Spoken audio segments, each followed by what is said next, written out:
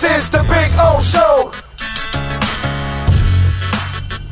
This is the Big O Show. This is the Big O Show. This is...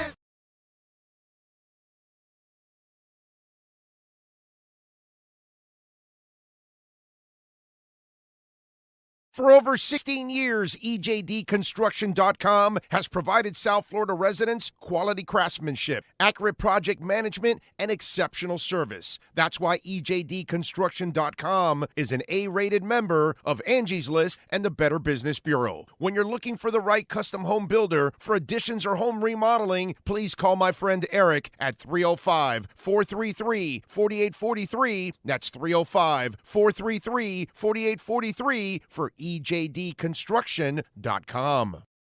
There's no need to drive around South Florida wasting valuable time looking for a new or certified pre-owned Acura. Go to the #1 volume sales dealership in the Southeast United States. Craig Zinn's Acura of Pembroke Pines. Purchase with pace and space in a dealership tailored to your needs. From home buying to providing that personal touch. Contact the 2020 Satisfaction Award winner Craig Zinn's Acura of Pembroke Pines. 888-776-5123. That's 888-776-5123. Or visit them at 15601 Pines Boulevard in Pembroke Pines. The viewpoint, statements, or beliefs expressed on the following program by the host, guests, or callers are not necessarily the opinions of FantasyXS.com, Media Group Inc. ownership, management, sponsors, or website. Welcome aboard. Yes, sir. Time to rock and roll. You made it. It's Friday. You get to relax. You get to watch us all weekend long, give you Canes and Dolphins coverage. It's a beautiful thing. Welcome aboard to the program. Coming to you live from Acura of Pembroke Pines, where we broadcast from twice a month, where we've been broadcasting from for the last 13 years, man. 13 years. That's impressive stuff, man. Let me see. Alarmo wasn't completely in the picture here. We gotta get Alarmo completely in the picture here. There we go. Ah, yes. All right. So we got a loaded show for you today. Cam Wolf is going to join us at 10:30. We'll talk with him. Our KSDT CPA Miami Dolphins report. Manny Navarro will stop by at 11 o'clock. We'll get Scott Pianowski, your fantasy questions. Remember, send them in. If you have any fantasy questions right now and you're thinking about it, send them in to our Welt and Rayom text line, 855-912-1056. It's toll free, 855-912-1050, unless your own phone company is charging you anything. I don't know. That's, it's up to you. But send it in there because, in the chat board, you post it now, 2 hours from now, I'll never find it. You know what I'm saying? Hell, I won't find it 10 minutes from now. So send him in on the Welton Rayom text line. He's on at noon. And then Ira Winderman will join us at 12:30, and Craig Mish will join us at 1:15. And then we'll wrap it up here on the program here. So we got a nice 3.5 hours easily for you guys here today on a Friday. And a lot of things to talk about. A lot of football, a lot of games coming up. We got the Dolphins, the Vikings on Sunday. Our pregame coverage will start off at 11 a.m. We've got the Canes and Vatek. We'll be on early tomorrow starting at 10:30 in the morning, man. It's amazing. So we'll get that going, and we'll have some giveaways from Caneswear and also from Perdomo Cigars and stuff. So we're gonna have a lot of fun on the program tomorrow, and we'll be giving away things every quarter. So join us at Walk-Ons tomorrow in Kendall. Really easy to get to, right off of Kendall Drive on 90th and 160th. So come on out there and join us, man. We'll have some fun. Huh? Yeah, 162nd. Yeah, 162nd. Exactly. Yes, you are correct, sir. 162nd and 90th, which it's 2 blocks really off of Kendall Drive. And big mall. They've got all kinds of restaurants there and all that. It's a really cool spot actually, with all kinds of restaurants, and Walk-Ons has got amazing food. But you can't wait. Oh, I can't wait. Are they going to be ready for me early morning? Yes. Okay. All right. Yeah, they open at 11, so they've got to be there way before 11. Okay. No, because I got to set up. Okay. I know. Right. They know. Just making sure. They know we're on at 10. Everybody looking at me. They know we're on at 10:30. They know we're on before they open. They open at 11. You're going to see a fat guy walking up and like, oh, we got to get more food. Yeah, exactly. You're going to have to, load it up, man. So there we go. John Santos says, good morning, Big O and Sean. I'm so happy we didn't trade for Watson. I've been a Tua guy since the beginning. I bought his throwback jersey over a year ago. So did I. I remember the pandemic delayed the I remember I bought it like in, God, I want to say like April, and didn't get it till like October or November or something like that. Crazy shit, dude. Rick D. Man sends in a super chat. Thank you, sir. The first one of the day. Tua needs to get the Jimmy Butler locks so that he can protect his head and neck when he falls. A little more shock absorber. Is that what you're saying? Oh, man. What he needs to do is not take hits anymore. Okay? What he needs to do is get rid of the damn ball. We've kind of proven it over and over again. All his big, brutal injuries come from holding the ball, pretty much. So why are you going to hold the ball? It's like you're 4 for 4. Your 2 ankle injuries, your hip injury, and the concussion on Thursday night. All of them. Because you held the ball for almost 4 seconds or 5 seconds. So it's pretty simple. It's elementary. Doesn't need locks. He doesn't need extra hair or anything like that. He doesn't need to have a bigger helmet. He doesn't need 5 more offensive linemen, although 10 would be good. That would be a lot better. Can we do that? Can we give him 10 offensive linemen? Everybody else in the league plays with 5. Tua gets to play with 10. Can we do that? Can we write that in? That'll be good. No, he needs to just get rid of the ball, man. Get rid of the ball, young man. You can have a nice, long, and Hall of Fame career and probably lead the Dolphins to a title. Okay? So there you go. Let's hope that happens. William Youngblood is in. Poochie 911 Gaming.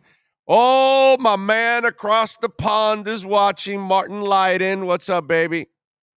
What's up, Martin? There you go. He says, good morning, South Beach. Here we come. Are you in town, Martin? Damn. Devin Jordan, thank you for the love on the super chat, sir. He says, Big O, I'm surprised the spotters didn't take Justin Fields out of the game last night. Yeah. There were a couple times he was getting hit, and you're like, well, come on. What's up with that? Let's go. Where's the ataxia? I know. Yeah, he was like, he got back on his knee, and like, he was taking. He's such a tough sumbitch, man. The trainer came out. The trainer comes out, and you still don't like. What did they say? They called it a back injury? No, they called a timeout, so it saved his ass, so he didn't have to sit out the play. Yeah, but it doesn't. To me, if you can see that he was dazed and everything else, right? Well, maybe not dazed, but punished. When he got up, he's like he could barely stand. He could barely get his. Here's what I tell you. Was that worse than the 2 kidney shots he took against Clemson? Oh, probably not. But at the same time, again, do you guys remember the kidney shots he took against Clemson? I'm going straight Dolphin fan. That's here. A tough Last week we lost our backup. I'm with 2 you. weeks. I'm with you. And this guy gets up, and then the same thing happened during the game with Braxton Berrios. I know. If you take a knee, you're fine. Right. That's what they got to do. Just take a knee. Right. Shake it off. Gather and then yourself. Get up. Yep. Gather yourself and then get up. But there's no doubt the Dolphins have been screwed here. It's what he's trying to say. It's what a lot of you are trying to say, and I will agree with you. The Dolphins got royally screwed by the NFL.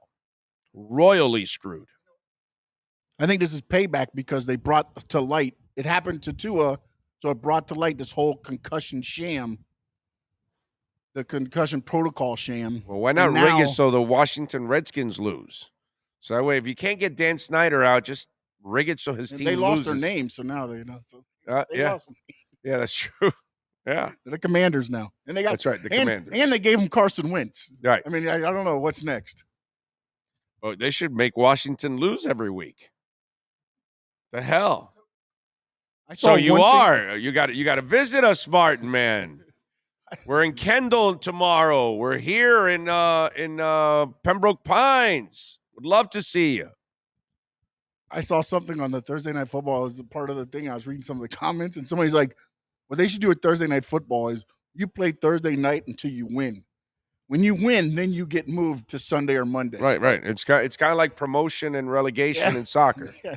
Okay, Team that I keeps like losing it. stays on Thursday night. I like it. You suck. You're stuck on Thursday nights. But you also have to play on Sunday. We'll condense your schedule. 2 games a week.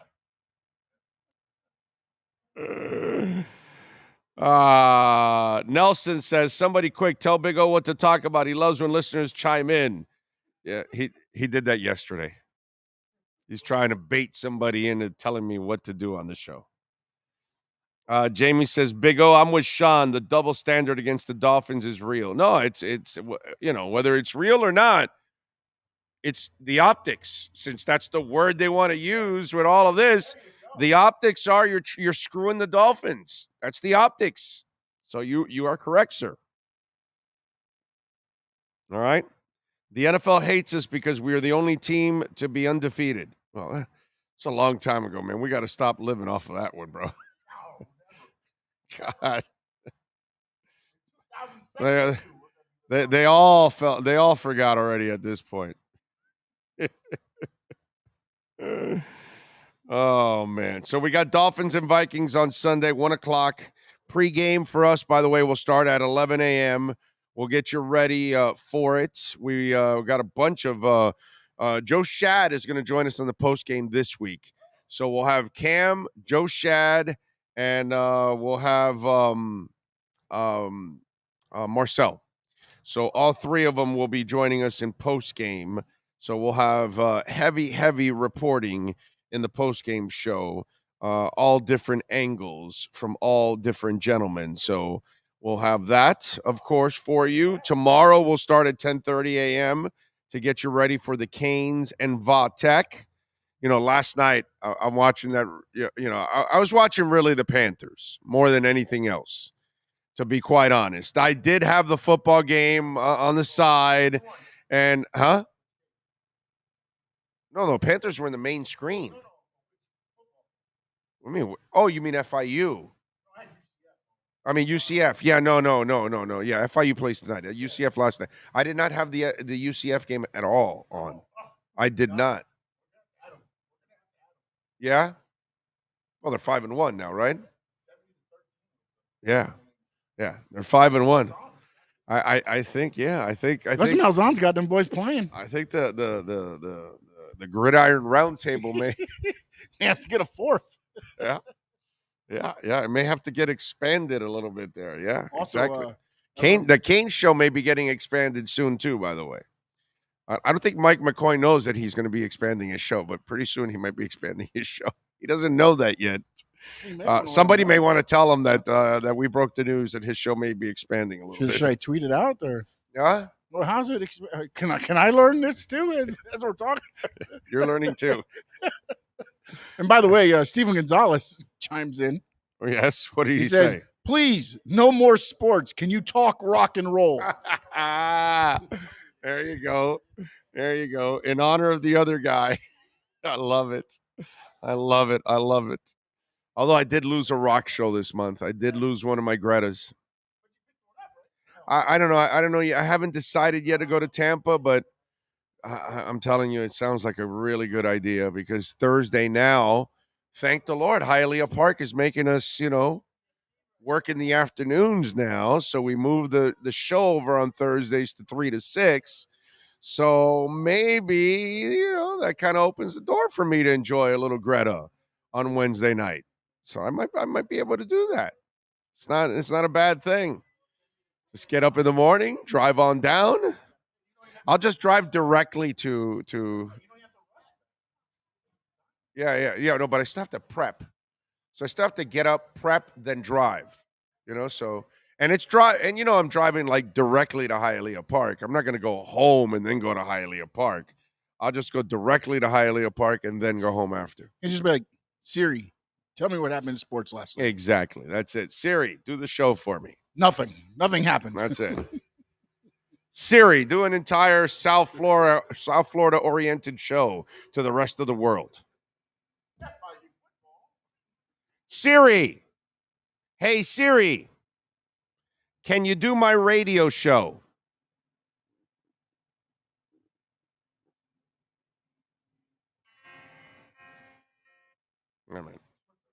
I don't know. Hey, Siri. Can you do my radio show? Siri must have heard you go off on the chat. Doesn't want to talk. She's saying playing all songs shuffled. All right, no, so some cheap. Yeah, I don't want to get tagged. Yeah, by YouTube, but I think she's heard you're going off on the chat, and she didn't want to talk. She's afraid you're just going to shut her down. Right. I said radio show. She came out with a Cheap Trick song. Y.O.O.Y.O. I've never even heard that song from Cheap Trick. I had no idea they had a song that name. Karen S. says, I would so meet you in Tampa if you came up here, Big O. We will. We'll be in Tampa soon.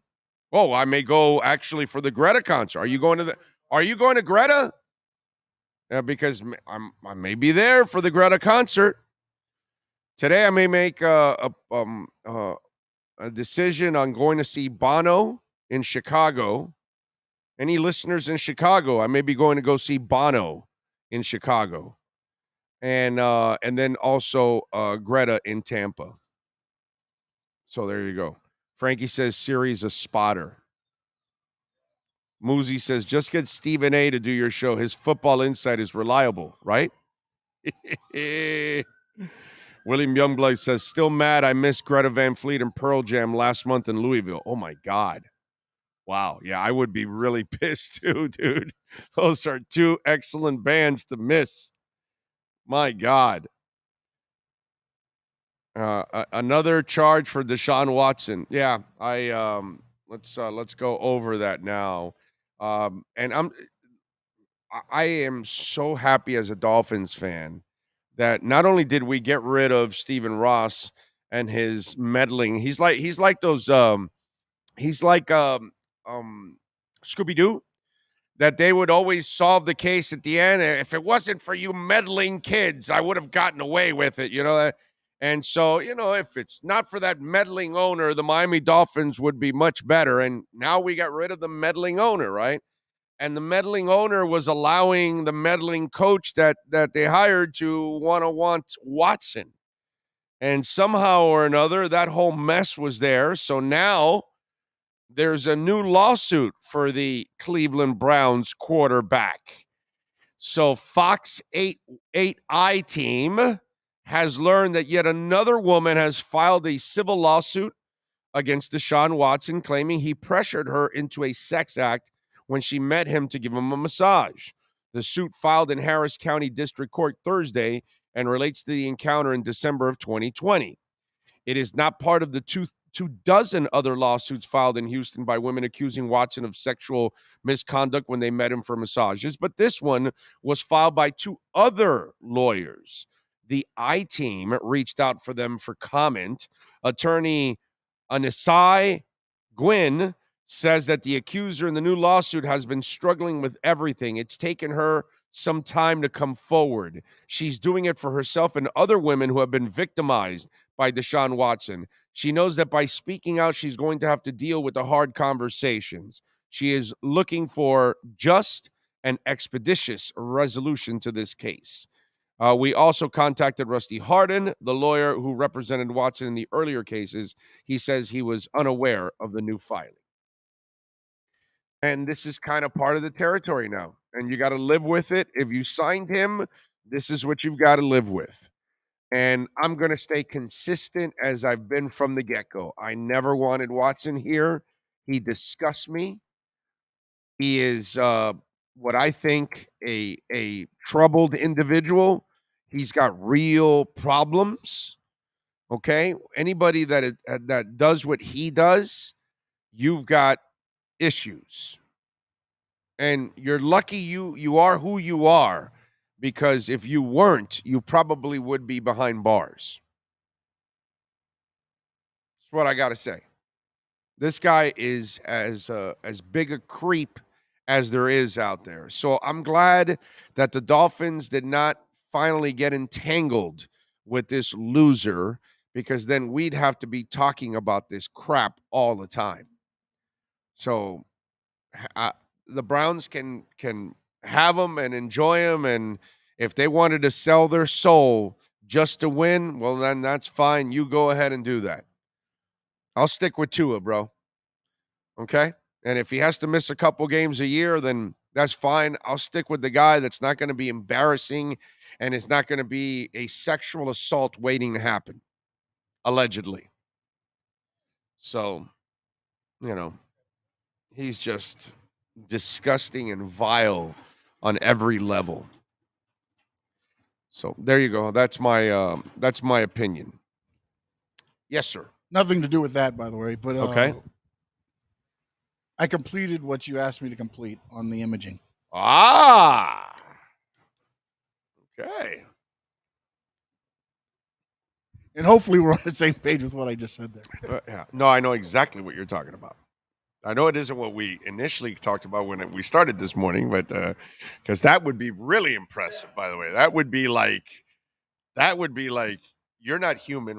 I'm working with a cyborg or something. You are not normal. I probably would run the other direction if you had that ready already. Because I'm like, wait a minute, bro. Who are you? You're a shapeshifter, aren't you?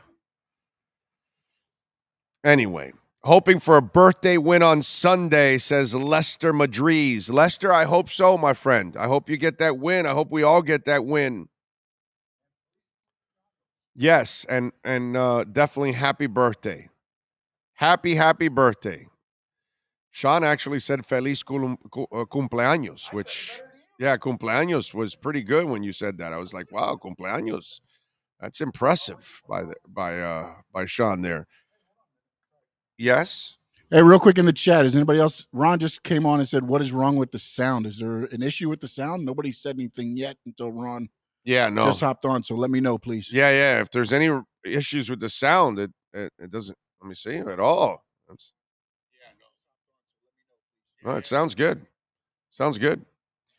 Ron on the all-night telethon says, morning, Big O and everyone else from Hopeland, California. Where is Hopeland, California, sir? Southern, Central, Northern California? Where's that at? Yeah, it's probably the only place in California where there's any hope left. Everybody says sound is fine. So we're good there. All right. Let's see. I found this whole Deshaun thing to be insane. 10 years down the line, 10 more will pop up. Yeah. Yep. Need the next wrestling podcast, bro. Nizzle's like, yo, what's up with you, Sean? You slacker. Yeah, I'm slacking. I'm trying to. What's wrong with you? You're working 40 hours a day on the platform. What the hell is wrong with you? I'm sorry. I chose sleep over the wrestling podcast tonight. No sleep. I'll try to get one up. And he's talking. I don't know if he's talking about the podcast. Anyway, yes.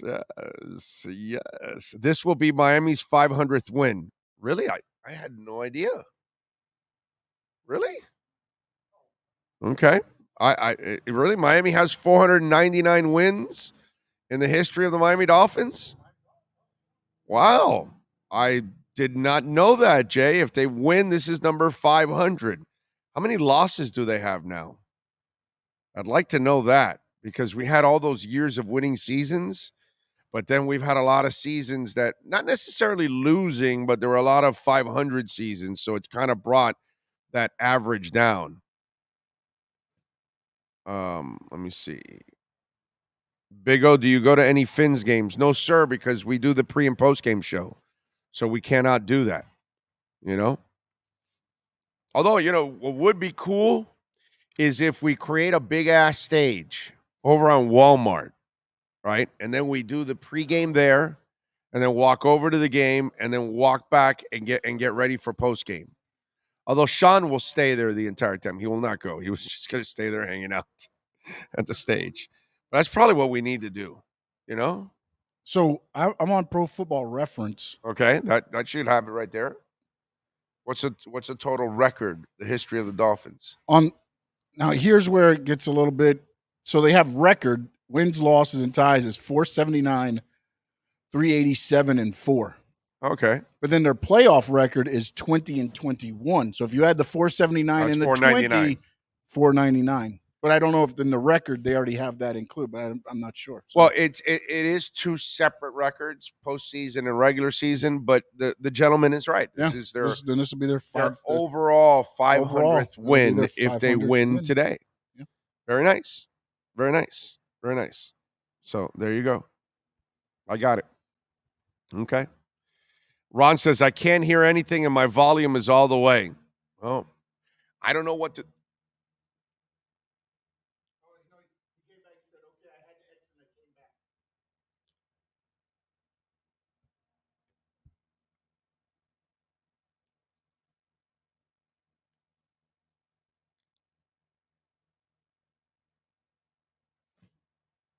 So you see, everything's working fine. But Big O, because of the Tua hate in the Dolphin community, I am having a hard time rooting for Skyler to do well. Richard, don't worry about morons. What the hell are you worried about, dude? Remember, there's not a moron running the team. The guy's name is Mike McDaniel. That's all you have to worry about. It's not Bob in Fort Lauderdale or Pedro in West Palm Beach or something, or Ann in Indian River or Indian Town. Is it Indian Town? It's Indian Town. Okay. Indian Town or whatever. Sally and Hobe Sound. I don't care. Whatever the name of the fool that wants to start a quarterback controversy. It's not Mike McDaniel, dude. That's all that matters. You guys worry too much about idiots. You worry too much about people that don't know anything about the Dolphins on the outside, on the periphery. You worry too much about what the clickbaiters are going to say about your team because they just want to get a rise out of your team, out of the fan base. I don't understand why you guys bog yourselves down with all this kind of stuff. I want Skyler to kick some serious ass. Do you know why? Because I want Skylar Thompson to take the next step so we can get rid of Teddy next year and save $6.5 million. So that way you're paying less than $500,000 to Skylar for next year and the next couple of years, and you can use that $6 million to go get yourself a linebacker, to go get yourself whatever that you need in free agency, my friend. So I'm about the Miami Dolphins. I'm about the orange. I'm about the Alcuin orange.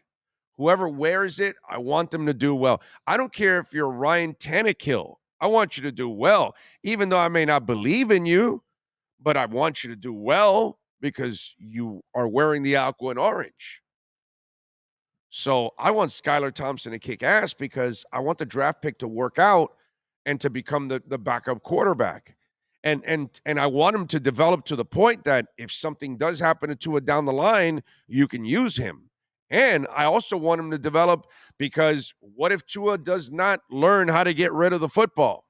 Then he won't have a long-term, success. So if you're developing another guy, or if Tua learns how to get rid of the football and he's kicking ass and taking names, you develop Skylar to what? Trade him. And you ain't going to get a 7th rounder. You're going to get a lot more in return.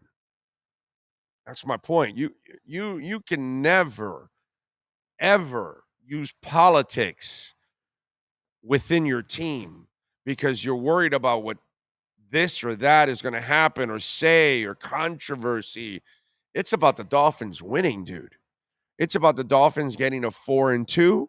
And I don't care if it's Skyler. I don't care if it's Teddy. I don't care if it's Cedric Wilson, emergency quarterback. I don't give a shit who it is. But I want him to star, man.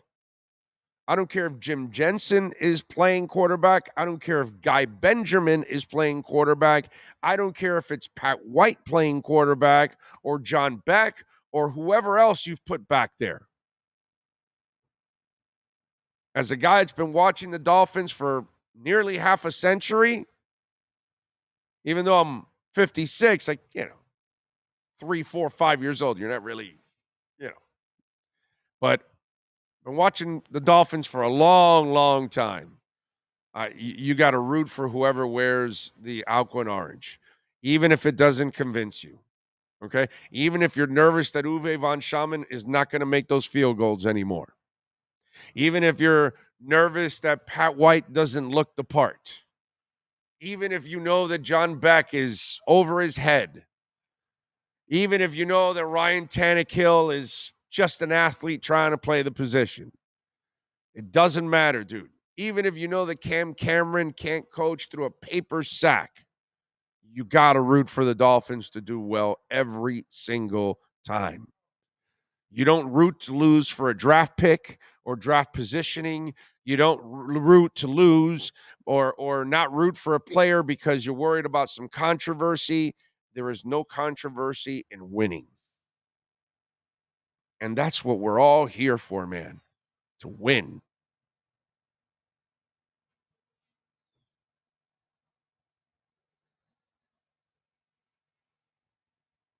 So that's how it goes, man. I hope you guys AJ Feely Muzi, let's be honest here.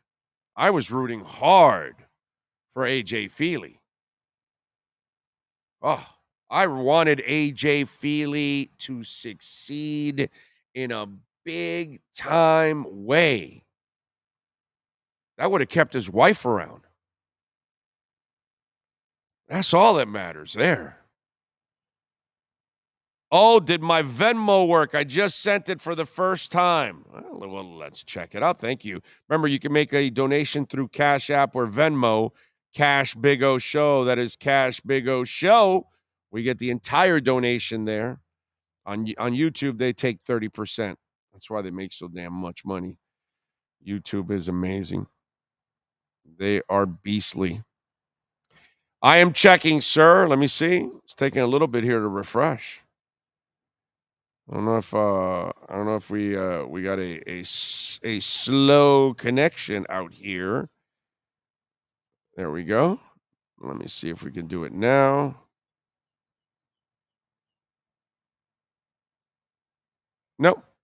Nope, I don't think so. I don't see it there at least. Well, maybe hold on, give it a minute, and maybe something happened that I don't know why it's not now.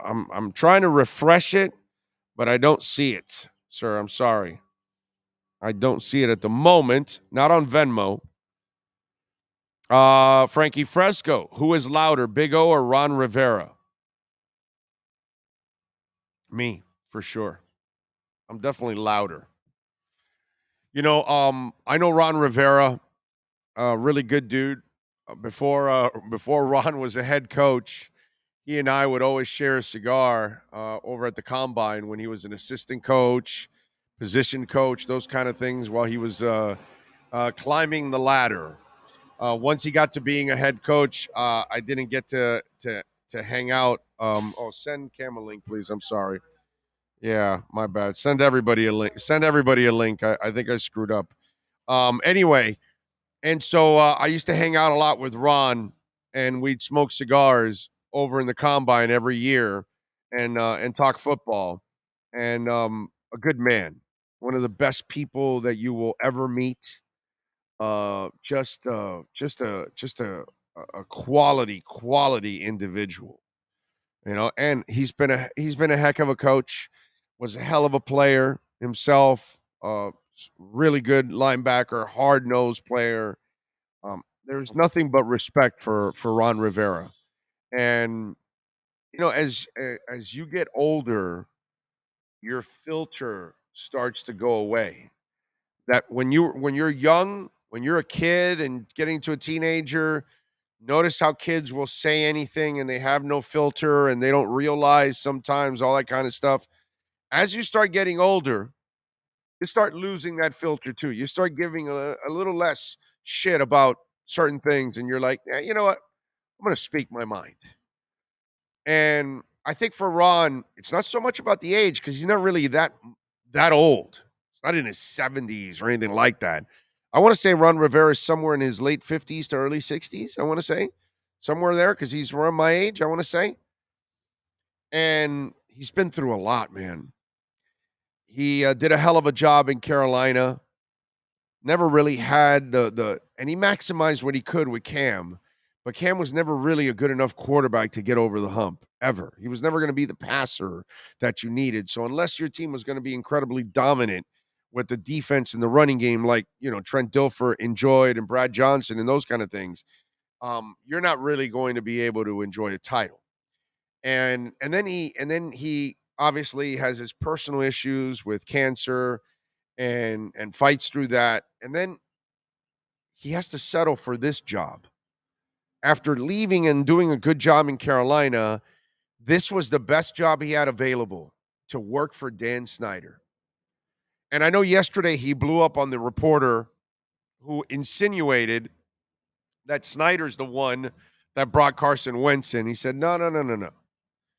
And he said, no, I'm the guy that looked it up and the stats and everything, and I wanted to bring him in, all that stuff. And then, he walked off.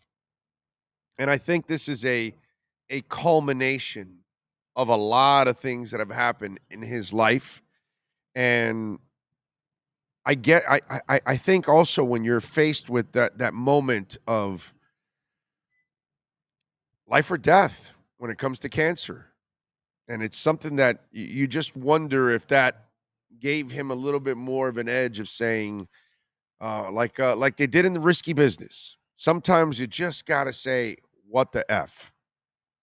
You know what I'm saying? And maybe that's kind of what you're seeing now with him a little bit. And maybe that's why he had that Freudian slip. Okay. By the way, props to Carson Wentz on that crackback block. That was gutsy on his part. Not a lot of quarterbacks do that, man.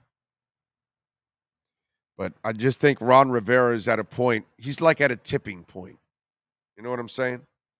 Do we have Cam yet? Okay, he's got it. All right. Leon Fresco says, do Heat have enough poo-poo platter to get a star? Leon, I think they have enough, but here's the problem, my brother, with all of this. It takes the right disgruntled star and the right situation. If it's a clean star in a clean situation where they're going to go for the highest bidder, they have no shot. But if it's a disgruntled star with a little bit of a checkered past and a difficult situation, and one that maybe not everybody can accept, but it's one that maybe he's willing to go to certain places, that's the piece to the puzzle that they're going to need. It will not be the player that is available to anybody because they don't have that kind of firepower. But they may have they have enough firepower for the guy that wants to play here and doesn't want to play in a lot of places and has a big contract, and you've got to absorb it, and how many places can do that and all that kind of stuff. So yeah, it's there. It's there, but it's got to be the right star. And it's got to be the right disgruntled star. Like Alonzo was, like Mason was, like LeBron was, like Bosch was, like Jimmy Butler was. It's got to be that kind of guy. It's a star, but it's got to be like a Harry situation. Shaq, Phil Jackson and company and Kobe and all that. They had reached a point, and there weren't a lot of places Shaq's going to go to. So you end up here. You know what I'm saying? So it has to be that kind of person.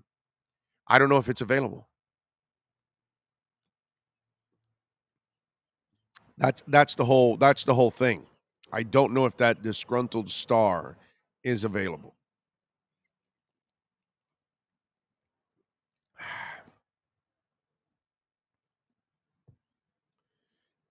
All right.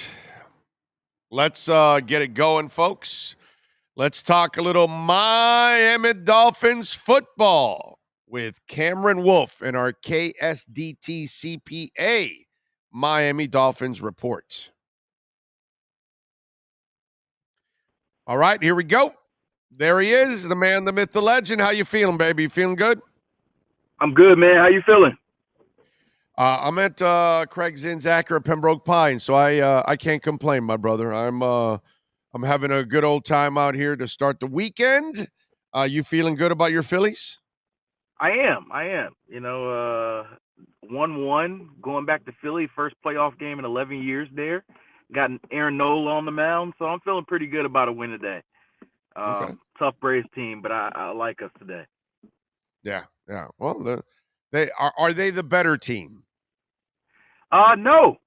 I'll be honest. The Braves are the better team, but the better team does not the better team does not always win, and so that's why we got a chance. But yeah, the numbers would tell you the Braves are the favorites. The Braves won a division. The Braves are defending world champions. They have a deeper pitching staff, a bullpen, but I like us. So yeah, the 2003 Marlins were like that. They were the hottest team from May 1st on. They had the best record in the majors from May 1st all the way to the end of the season, and they weren't better than better than the Yankees. But yeah, exactly. It's who's better that day, who's better in those 5-game series, 7-game series. It is what it is. So. Like I said, I feel good about us. Our bats were quiet a couple days ago. I think that Bryce Harper and some of our bats, Kyle Schwarber, are going to get right tonight. And they're playing a rookie. The Braves are pitching a rookie on the mound. I don't like his chances. I don't like his chances against our bats, and we got a vet out there. So I think we win Game 3. Game 4 is a little bit more in the air. Do we win Game 4, or do we have to come back in Atlanta and do it in Game 5? So I don't know, man. It's all house money for me. I'm not gonna lie to you. I was just happy to make the playoffs. A lot of fans won't admit it. I was happy to make the playoffs, and so everything here going forward is gravy for me. Well, and the Phillies have spent so much money in the last 3 years that they needed to start seeing results from all that spending money, and so yeah, man. And people will forget the Phillies fired their manager 50 games into the season. Joe Girardi. Yeah. They were 22-29, one of the biggest disappointments in the league. They fired their manager. They turned it around. We're 20 games over 500 the rest of the season and made the playoffs. And so sometimes it does work. Sometimes firing. Sometimes it really is just one guy that makes a difference. I've always thought he was overrated, to be quite honest. But whatever. Yeah. I mean, he was too tight for them. Yeah, he was too tight for them. The young guys couldn't play loose because they felt like every mistake he was going to sit them on the bench the next day. You can't play that way. You got to let the guys grow. And so this guy does it. So I feel good about him. Yeah, no, I'm not a big Girardi believer, and I know he won it with the Yankees and all that stuff, but it's just I think a lot of managers can win when you spend $200 million. I think you roll the dice enough, you're going to end up with a title or two when you're spending that kind of money. But hey, man, hopefully you have some great moments coming up, because I still can't live down ever watching Miguel Cabrera take the juice to Roger Clemens opposite field after he threw inside on Miggy, and Miggy goes, "Oh, you're going to throw inside on me." And then a 20-year-old goes, "I'm going to go opposite field on your ass." That, to me, that was one of the great Marlins moments of all time, to watch Miggy do that. I thought that was a cool thing. That's one of those plays that will be burned into my mind forever. Yeah. Absolutely. Yeah. Absolutely. No matter how many seasons the Marlins struggle, you always have 2003 in the championship and how they won. That's why championships are so special, because 20 years from now, 50 years from now, you can always point back to that year as your de facto memory. Right. Yeah. No, I'm with you there. No doubt about it. All right. What are you expecting this week from the Dolphins, game plan wise? I know it's hard to figure things out, but with Skylar there, what will change? What do you think they're going to try to do? What are you expecting from them? Yeah, the reality is everybody else has to step up. I don't think this is a Skylar game. I think this is a everyone else game, and you have to protect your rookie quarterback. This team, the Vikings, have been game planning all week for Skylar. And so the problem with rookie quarterbacks is they show tendencies. And so whatever he showed in this first game, better believe the Vikings are jumping on it. And so if I was Mike McDaniel, which I am not paid as well, not as smooth with my jokes as Mike McDaniel, but if I was Mike McDaniel, my focus would be how can I get the ball out of Skylar's hands quickly and help him make decisions quickly. And really, my first and second read is what I want to focus on. Make it really simple. Make it half field reads for him. And you got your playmakers. Tyreek Hill and Jalen Waddle still scare defenses no matter who the quarterback is. And so maybe it's not as many 50-yard bombs. Maybe it's a lot more of those 10, 15-yard passes and let them take it to the house. And I want to see a lot more of Raheem Mostert throughout the game. I know we talked about that after the game on how many touches can he handle. This is a game I might press it to the limit, or if I want to get Chase involved, Chase can redeem himself from a rough game. Maybe Chase gets involved there. They've started to show some life in the run game. I talked to Connor Williams in the locker room about this, and he said this is a game where we really need Skylar to lean on us as an offensive line. And for the first time in a long time, this is an offensive line that isn't their Achilles heel when healthy, and they're starting to get healthy. Austin Jackson has been practicing, and I don't know if many people would have said this. All five may play this week, right? Yeah. That's where I was indicating. I don't know if many people would have said this at the start of the season, but the Dolphins have a good chance to have all five starters back, and they'll be happy with it. Having those five guys, having Austin Jackson back, will be good. So that's a thing where you lean on that offensive line to protect Skylar, but also to open up lanes in that rushing attack and try to make it a shorter game. There's no punishment in winning ugly. If you win this game 2017, 17-14, you're going to run away happy. You don't need to appease the fantasy football folks on this game. Just figure out a way. And then defensively, They got to figure out a way to get to Kirk Cousins. It's a guy who really struggles against the blitz. The Dolphins have had mixed results. They're really good last year with these zero blitzes.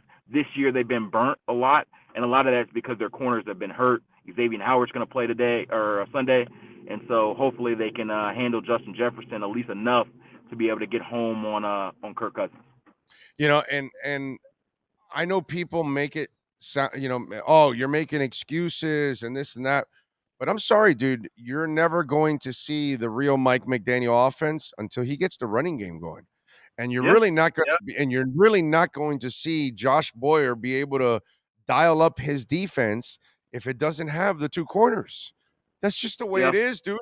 And even if it's only X, then you still have your safety cheating over because the guy that's over there is not Byron Jones. So then it doesn't free up your safeties to start, creating all kinds of havoc. And listen, I've seen this before with Sam and Pat. I covered it the same way. If any of those guys missed, it changed the defense. It put more of the burden on other players all of a sudden. And so, but I will say this, having said all of that, Ogbah, you got your money, dude. You got to step up. You got to find a way to not just pressure, but you need to hit and you need to sack guys. Jalen Phillips, I get it. You're a youngin', so second year, I can't ask too much, but I need you to pick it up. You know what I mean? I need more from Christian Wilkins. I need more from Andrew Van Ginkel. The pass rush guys have to now do their part to help out what's going on in the secondary. And that's where I can be legitimately disappointed that the pass rush has not done their job. But let's not kid ourselves. Until they add those elements on offense and defense, you really will not see the Dolphins at full tilt. One stat for you that I think I looked up this week that was shocking to me. I guess it shouldn't have been shocking, but just kind of how bad it was. The Dolphins have only had one sack this year when rushing 4 or fewer defenders. If they have not been able to get home, that's the worst in the league. Literally last in the league in sacks with 4 or fewer rushers. And their pressure rate and their sack percentage, all in the bottom 3. And so this is a team that we talked about as aggressive defense, a team that gets you uncomfortable. They have not got quarterbacks uncomfortable much at all this season, and you shouldn't have to always rely on the zero blitz to get home. Like you said, they paid Emmanuel Ogbah a lot of money. Jalen Phillips was a first-round pick who the analytics say his pass rush numbers have been good, but my eyes have not translated as much as those analytic numbers have. So those edge rushers have to step up. You know, the defensive line has been good in the run game. They have to be better in the pass rush game. This is a game where that front has to dominate. You know, I'm not even worried about the DBs as much in this game. Justin Jefferson's going to get his. It's the way it works. But this pass rush, they've got to get 3, 4, 5 sacks on Kirk Cousins for them to win this game. This isn't a game. I don't think there's a way they can win this game if there's 2 or fewer sacks in this game. They have to. This has to be a game where the defense bows up, sort of like they did in the Buffalo game, and said that we're going to win it on our shoulders, and they're going to have to win it ugly like that. And so we talk so much about the offense and the quarterbacks because that's what drives tickets. And yes, it's going to be a difficult challenge with third-string quarterback and Skyler out there. Yeah, they're going to have to do some things differently. But the bottom line is this game's a defense game. Defense has to win this game. Josh Boyer has to win this game with his calls, and that's going to be the story. When we're talking Sunday after the game, that story's going to be either Josh Boyer got his guys ready and they bowed up and they played their best game of the year or one of their best games of the year and they won this game, or they failed them once again and now they've lost 3 straight games and the defense continues to have major issues. It's going to be one of those 2 storylines for me after the game. Yeah. And listen, Kirk Cousins is prone to, choking. So force him to choke, dude. Make him make mistakes. Right. And I'll tell you this, the defense, I've talked to several defensive players this week, and they feel like it's coming. The turnaround's coming. And so, I'm an action guy. I'm like, you can tell me, but I want to see it. But they're saying, hey, we get healthy, we get right. You're going to just watch. It's going to be a defense that you saw the second half of the year. So there's optimism that even with what they're doing, even without Byron Jones, they can be the defense they were last year. But we got to see it. And this is a perfect opportunity against a team like the Vikings. They're 4-1, but there's still a lot of questions about, are they a legitimate 4-1? Like you said, Kirk Cousins still has a lot of knocks on him. This is a game that's winnable for the Dolphins. They aren't favored. They're 3-point underdogs, but it's a winnable game for them, even with a rookie quarterback. Dude, it's a 3.5-point spread, and you're supposed to get 3 points at home. So that's really a 6.5-point swing. Yeah. That Vegas is looking at. So they've got them a heavy favorite, pretty much. Yeah, if you look and at to be honest, that's probably right. I think that you probably, if I was putting odds on this game, I'd probably put the Vikings by 3.5 points, just given what we see about the Dolphins having a rookie third-string quarterback and what we've seen so far. Now, the Dolphins certainly can win this game. Like I said, this is not a game where you say, oh, woe is me, let's pencil in as a loss. We have a third-string quarterback. No. The way this defense has talent, they can step up and win this game for this team. The way Tyreek Hill and Jalen Waddle can take a play from 5 to 80, they can win this game for this team. It's just up to them to do it. Should they play X when he's dealing with 2 groin injuries? That sounds kind of it's almost like, I get it, you need him and you got to win and you got to break the winning streak and all that good stuff, but the guy's been dealing with 1 groin injury. Now he picked up a second groin injury because he's probably overcompensating for the other one. And these are injuries. You and I have been around this game for a while. And, I've seen groin injuries and hamstrings last the entire season and hinder players. Why not rest X? What is it about this injury that they're comfortable playing through it? Well, see, first I'd say they gave up 40 points without X last week, so you saw how significant he is. Yeah. Oh, he dropped. He dropped. All right. We got to get him. He's back. Dropped, back, dropped, back, dropped, back, dropped, back. Okay.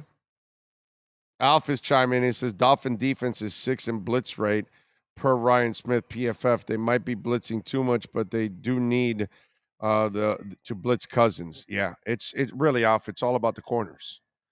That's the gamble you're taking when you do all of that. That's the give and take of that.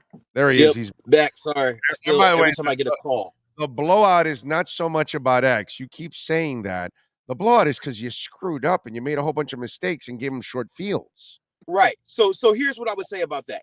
And you don't always listen to players, but I talked to X for about 5-7 minutes at his locker room, and he said he just needed that 1 week. He was like, hey, my groins were getting pretty rough and it kept getting worse playing, but getting that time off, getting significant time off, he said he feels close to 100%. And he feels like he's going to be fully healthy by Sunday. Now, you can take that for what it's worth. Maybe it's a player just saying that because he's saying that, but all I can take is what he's saying. And to him, he feels like that significantly helped his health and that he will be back ready to go health-wise and be good to go against Justin Jefferson, Adam Thielen, and these guys. So I think that's probably the Dolphins' mindset. Hey, if a week worked, then great. We do not want to sit X longer than we need to.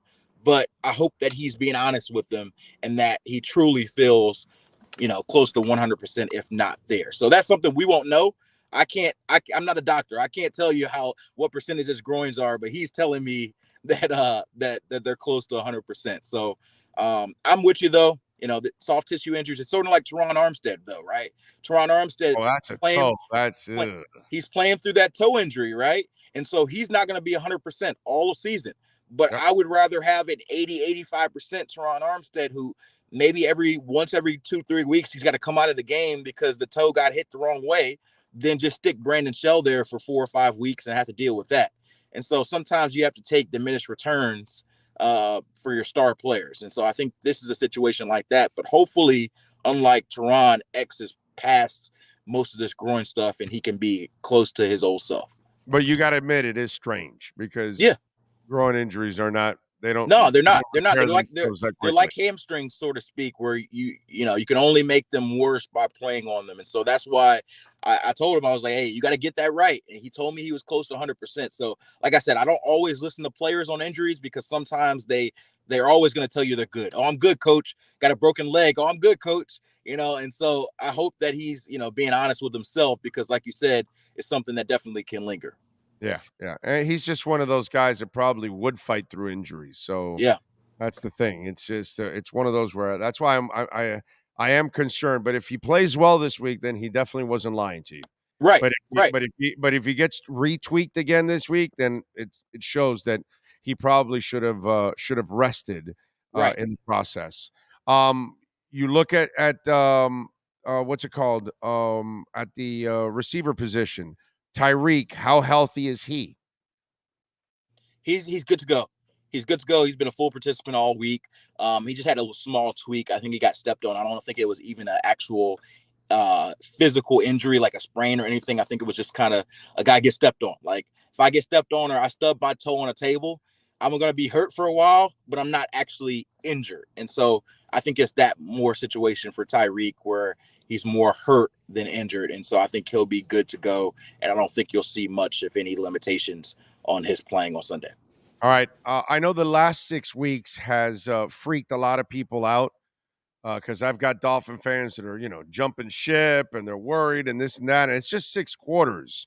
That's all it is. 6 quarters. And people are freaking out because of the losses and this and that.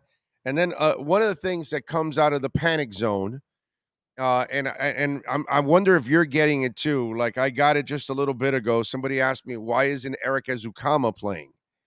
And it's because Cedric isn't getting a lot of run.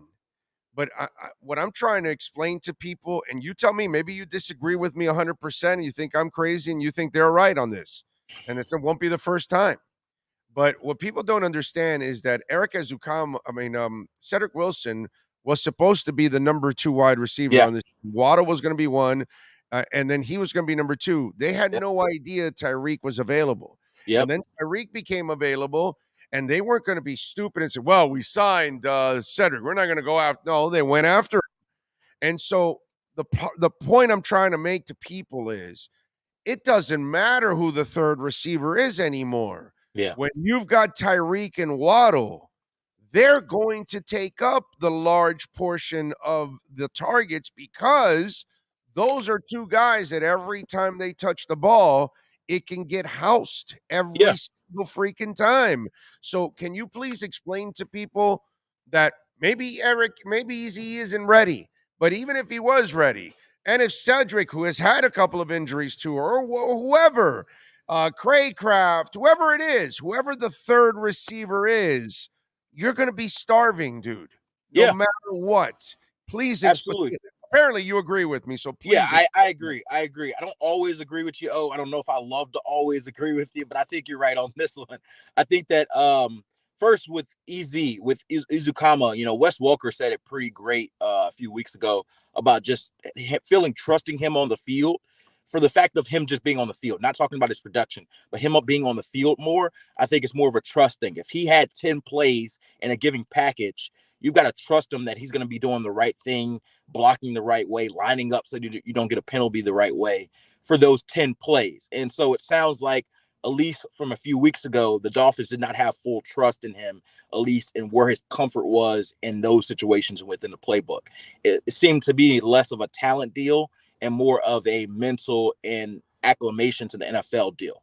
Now, as far as your point about these snaps, yes, you're absolutely on the money. I think when you have a Tyreek and a Jalen Waddle, that you have to have a certain amount of targets that go their way. If it went the opposite way and Tyreek Hill was having the same amount of targets as Cedric Wilson, do you imagine the outrage of why is Tyreek Hill only getting 6 targets a game? Why is Cedric Wilson getting the same amount? And so Mike McDaniel is smartly funneling the ball into his best playmakers' hands. And so you see Cedric Wilson not have many touches and catches. You see Mike Gesicki, who has essentially been playing a 50% role with Durham Smythe, not have many touches or catches. And what are you going to do? These guys are better and more explosive players. So you get the ball to Tyreek Hill and Jalen Waddle. And I know pretty good from what you mentioned, that is the reality. They signed Cedric Wilson to be the complement to Jalen Waddle. He was going to be the number 2, and then Tyreek happened. And Tyreek blows up everything. And so they may have been in the market to potentially draft a receiver higher. And maybe there's a situation where, hey, Cedric competes with a first or second round pick at receiver. And that was more the situation before Tyreek. But once Tyreek happens, it doesn't matter if you pay $6-7 million to Cedric Wilson. You go get Tyreek. And so the offense is because of that. If they had an offseason do-over, I don't know if they signed Cedric Wilson. Of course not. But of course not. That's the reality. Oh, yeah. Yeah. But commend them for not standing pat. And Tyreek, hell yeah, bro, let's go. Yep. Some organizations might have been a little cheap and said, "Damn it, we made our decision already." Right. We already paid $7 million. We can't call that a wash. No. No. It's a sunken cost at this point. Go get Tyreek. We got to pay Waddle in 2 years. We're gonna do that too. No. We got to get this guy. Yep. So I commend them. All right, quickly, they win or they lose? I got a funny feeling they win this game. Okay. I think that this is a game where Mike McDaniel's talked a lot about adversity as an opportunity, and all of it sounds nice, but this is probably their first true level of adversity. Losing 2 straight games, people were starting to ask what the heck is going on, and they're now down to their 3rd-string rookie quarterback playing here at home on the face of losing 3 straight. How do they respond? I think this is a game the defense does step up. I think that Emmanuel Ogbah, who you talked about this, he gets a sack or 2 today or Sunday, and they get 4+ sacks of Kirk Cousins, and they win ugly. I don't know exactly the recipe on offense, but I feel like they find a way to get it done. Something just tells me this is a game the Dolphins steal. All right, what do you got going on in the NFL Network this weekend, sir? Yeah, I'll actually be with you guys on Sunday, so I'll be doing your coverage for the pregame show from 9 to 1 on NFL Network. I'll have some hits coming down from Miami Gardens, which will be cooler than it's been the last few times that I've been out there, which I'll appreciate. And I'll be on NFL Now on NFL Network today at 1 to 3 to talk some Dolphins Vikings. So check me out on Friday, check me out on Sunday, and we'll talk some football. Thank you, Cam. Appreciate you. We'll catch up in the post-game show. Thank you, my man. Appreciate it. Thank you. You got it. There you go. Cameron Wolf, KSDT, 3 offices, Dade, Broward, and Palm Beach counties, 305-670-3370, forensic accounting and business valuation, management advisory services. They do healthcare advisory, property management, wealth management, valuation. It's not just about your personal or business taxes. They do a lot more, and they can help your business excel. They are one of Forbes America's best accounting firms in 2022 and one of Forbes America's best tax firms. KSDTCPA.com. Call them and tell them that Big O sent you. 305-670-3370. 1 hour down. Hour number 2 is next. Manny Navarro in our Caneswear Miami Hurricanes report. Coming up. Oh, I think I know what this is. Houston, we have a package. Hello? No matter where you are, the Sloman Shield home security system guards your home. With next-gen perimeter protection, 24/7 monitoring, and interior motion sensing. And right now, get a free Sloman Shield security system and doorbell camera, all professionally installed, for free. Shield your world, the Sloman Shield. Welton Rayom has more than 62 years of litigation experience handling insurance disputes. They're committed to resolving even the toughest insurance claims quickly. Call them for a free consultation. 954-966-4646. At Welton Rayom, they don't get paid unless you win. Property damage claims to your home, business, or condo as a result of a hurricane. Welton Rayom can help. Water, mold, fire, smoke damage, Welton Rayom can help. Call 954-966-4646. When you move, you need a reliable company led by passionate folks, eager to assist its customers during a transitional process that needs to be smooth. Call Essential Moving Experts at 844-368-5750 for all your local and long-distance moving needs. You can rely on Essential Moving Experts. Mention the Big O Show and get $150 off. Family owned and operated, they offer free 30-day storage, full service moving, fully licensed, bonded, and insured. Moving was never so easy. EssentialMovingExperts.com. If you're a Miami sports fan, then there's only one store to go to, and that's Caneswear at Miami Fanwear in Davie. They're your one-stop shop for all your inner Miami CF, Canes, Dolphins, Panthers, and Marlins merchandise. They have hats, t-shirts, game day jerseys, and so much more. Located at 2511 South University Drive in Davie, and open 24/7 online at Caneswear.com or InnerMiamiWear.com. Call them at 954-835-5597. Caneswear, the spot where Inner Miami and all Miami sports fans shop.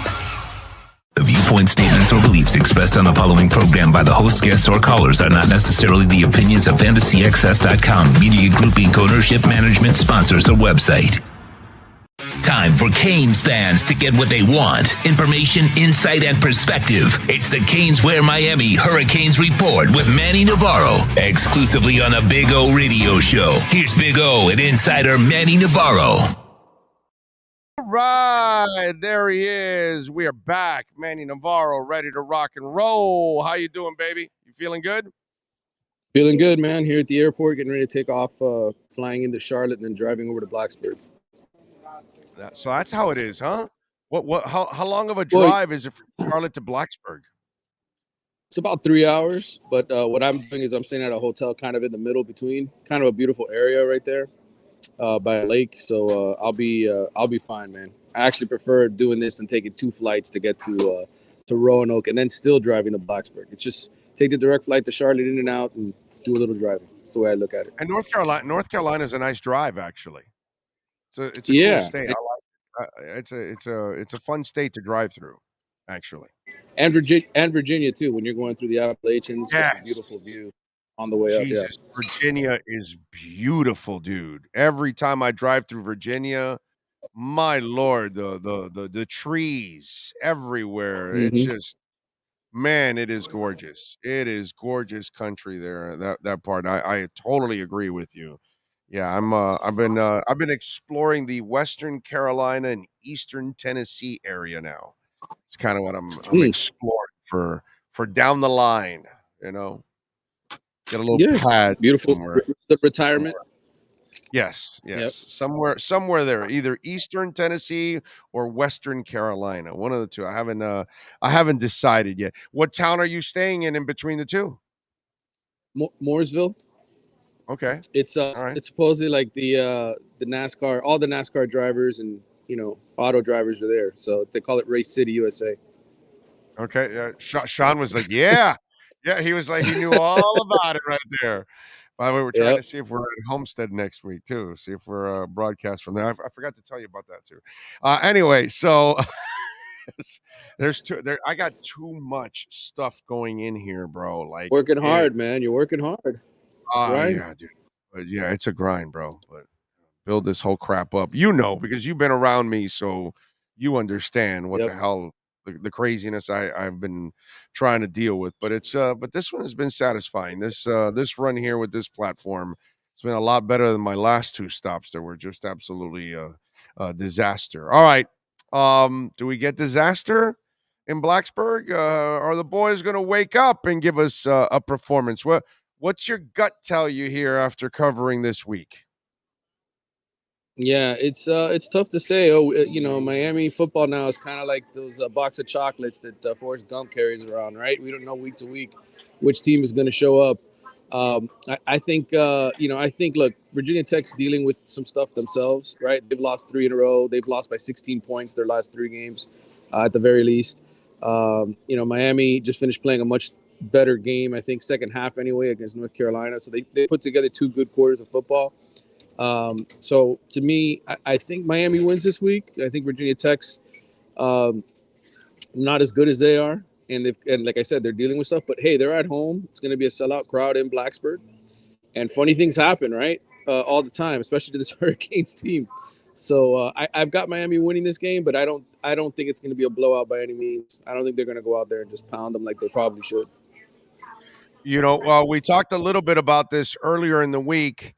Because they're going to go with the bigger back, are you expecting them to have maybe an extra little dedication to the running game and to pound the ball a little bit?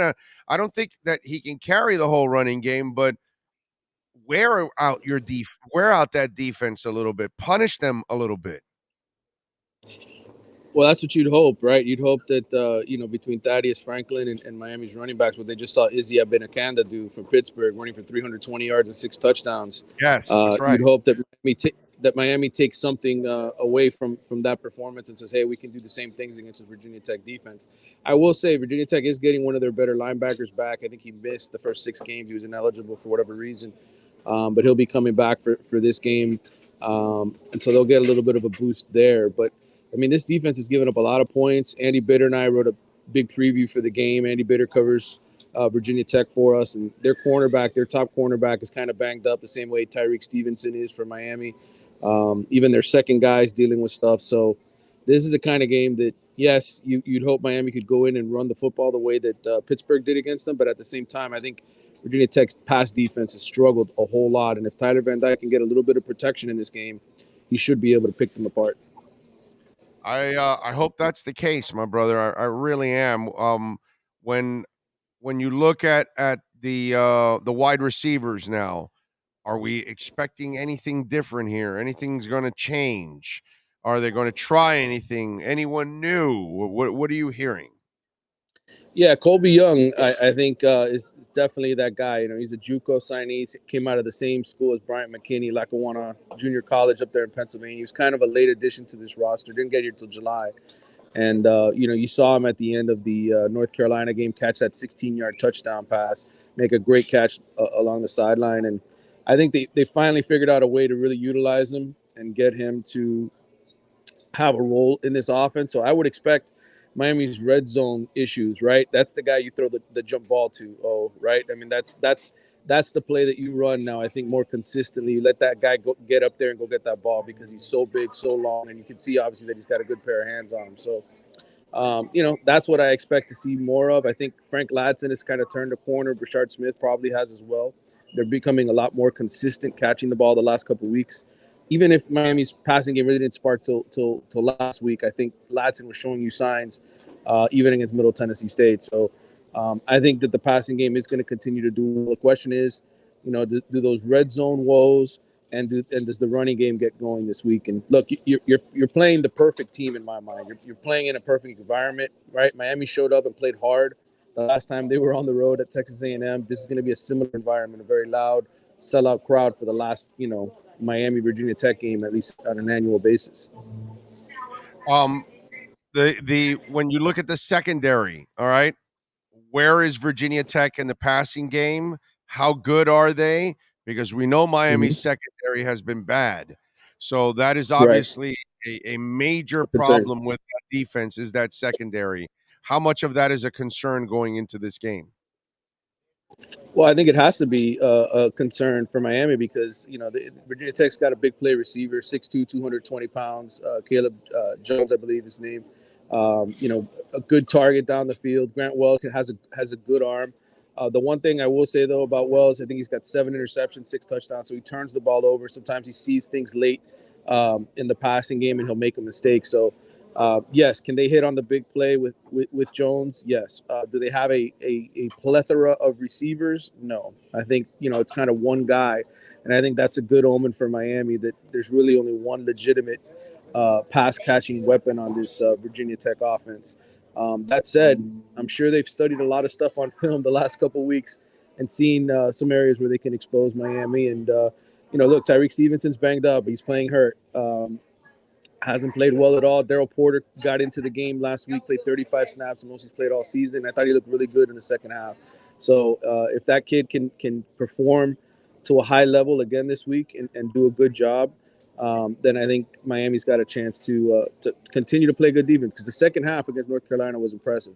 6 points, 140-something yards I think they gave up.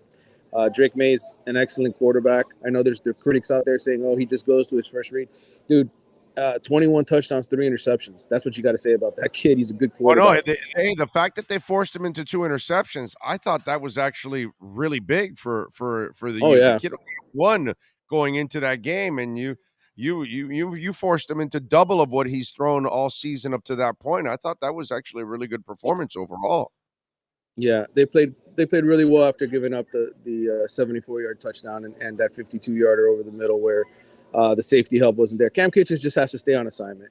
There's too many times where I think he's taking gambles coming down and letting guys get the ball over the top of him. We saw it last year at Florida State. If he doesn't give up that big pass play against Florida State, Miami probably doesn't have that 4th and 14, and Manny Diaz is probably still here as coach. So if Cam Kitchens can just do what he's supposed to do and stay back like he's supposed to stay back, then I think Miami's not going to give up any big plays this week.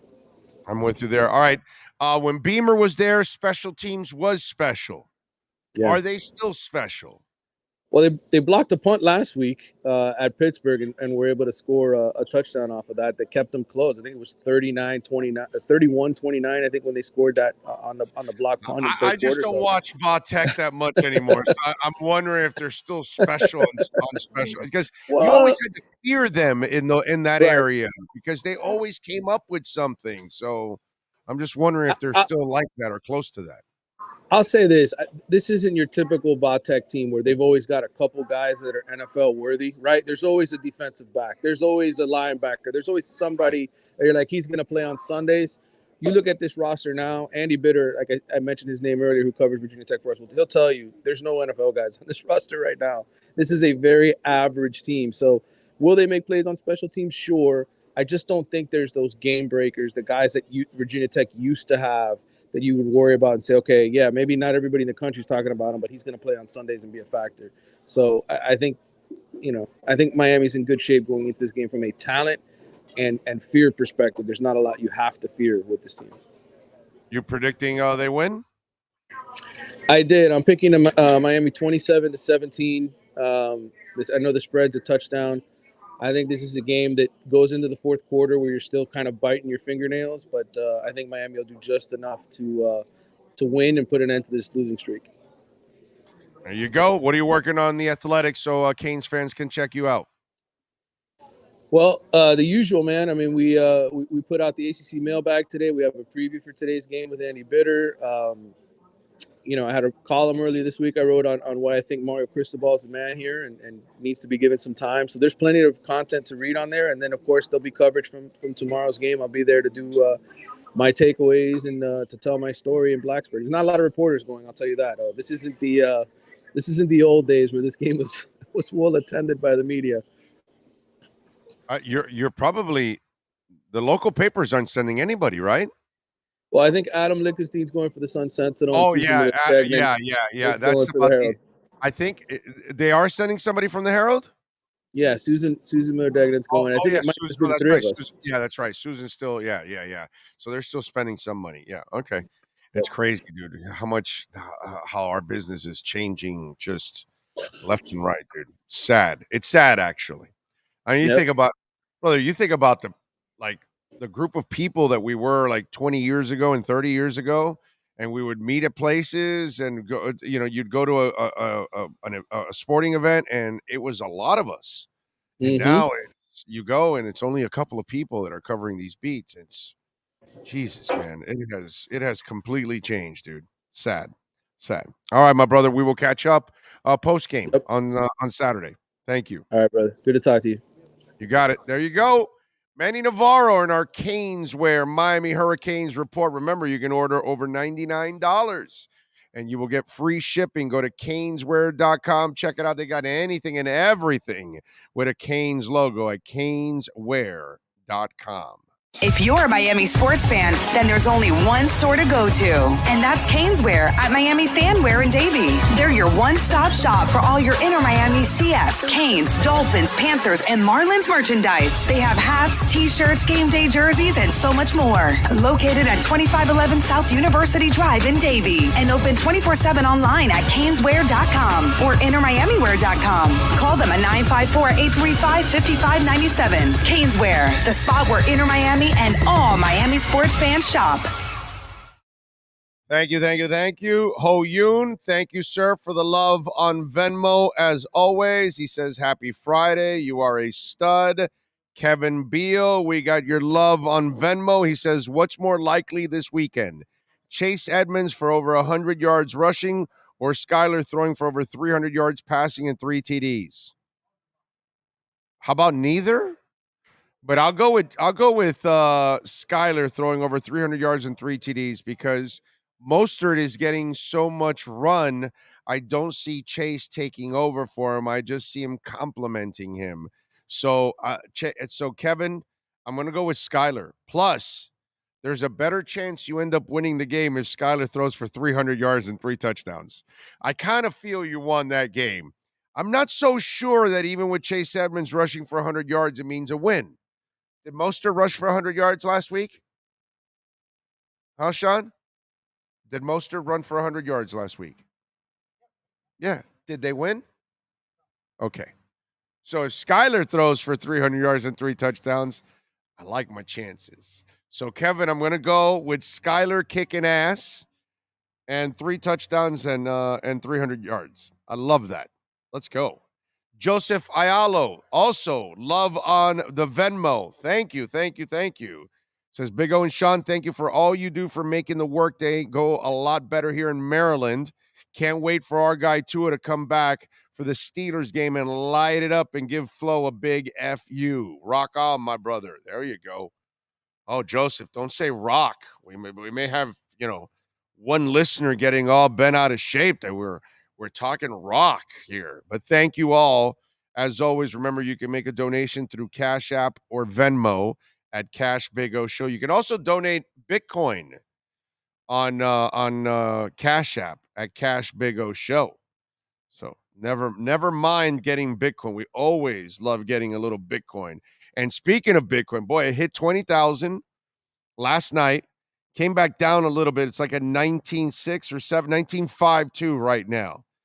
But when it went down to 18.3, 18.4, 18.5, I don't know how many of you took advantage of it, but that's kind of the trick now. If there's any little dips, go take them, because eventually this thing is going to skyrocket. And when it does, you'll never see these numbers again.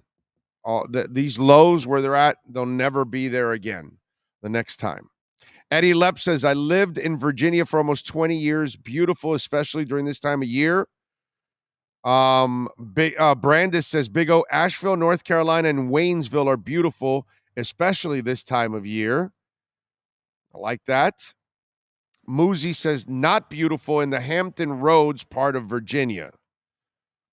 Okay, I'll take your word for it. Sounds like he's staying in Lake Norman, North Carolina. Okay. What else do we have here on it? When is Omar back, Big O? Tuesday. Tuesday is Omar's segment. Okay. Tuesday, 10:30, I believe, is what we agreed upon. I want to say, let me make sure. Yes, Tuesday, 10:30. Omar Kelly. Omar Kelly. Tuesdays at 10:30. Okay. There we go. Somebody just put out there Laz and Cutler Ridge, Nelson Alfonso. Dude, what happened to Laz and Cutler Ridge? Do you remember? He had that stabbing in Lehigh. Do you know whatever happened? Did he get jail or anything? Does anybody know what happened to Laz and Cutler Ridge? Man, he was a good dude. I don't know what happened that day and, have no idea. You know what I mean? I don't know what happened or whatever, but I know he got arrested. I don't know whatever happened to him, man. But, that guy died. Yeah. Yeah. Yeah. But again, I don't know what happened in that fight or whatever. It's just, once you choose a weapon, man, it's a bad decision. Bad decision. That changes your entire life and his family and everything.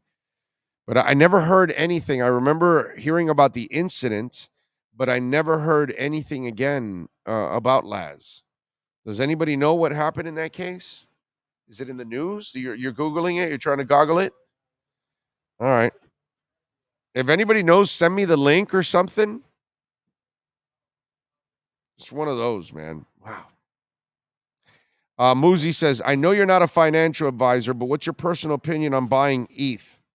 I don't stop buying it. How's that personal opinion? Okay. I don't stop buying ETH and I don't stop buying Bitcoin at all. Every dip and every opportunity I have to put a couple more bucks into it, I put a couple more bucks into it. Ethereum is the powerhouse of them all.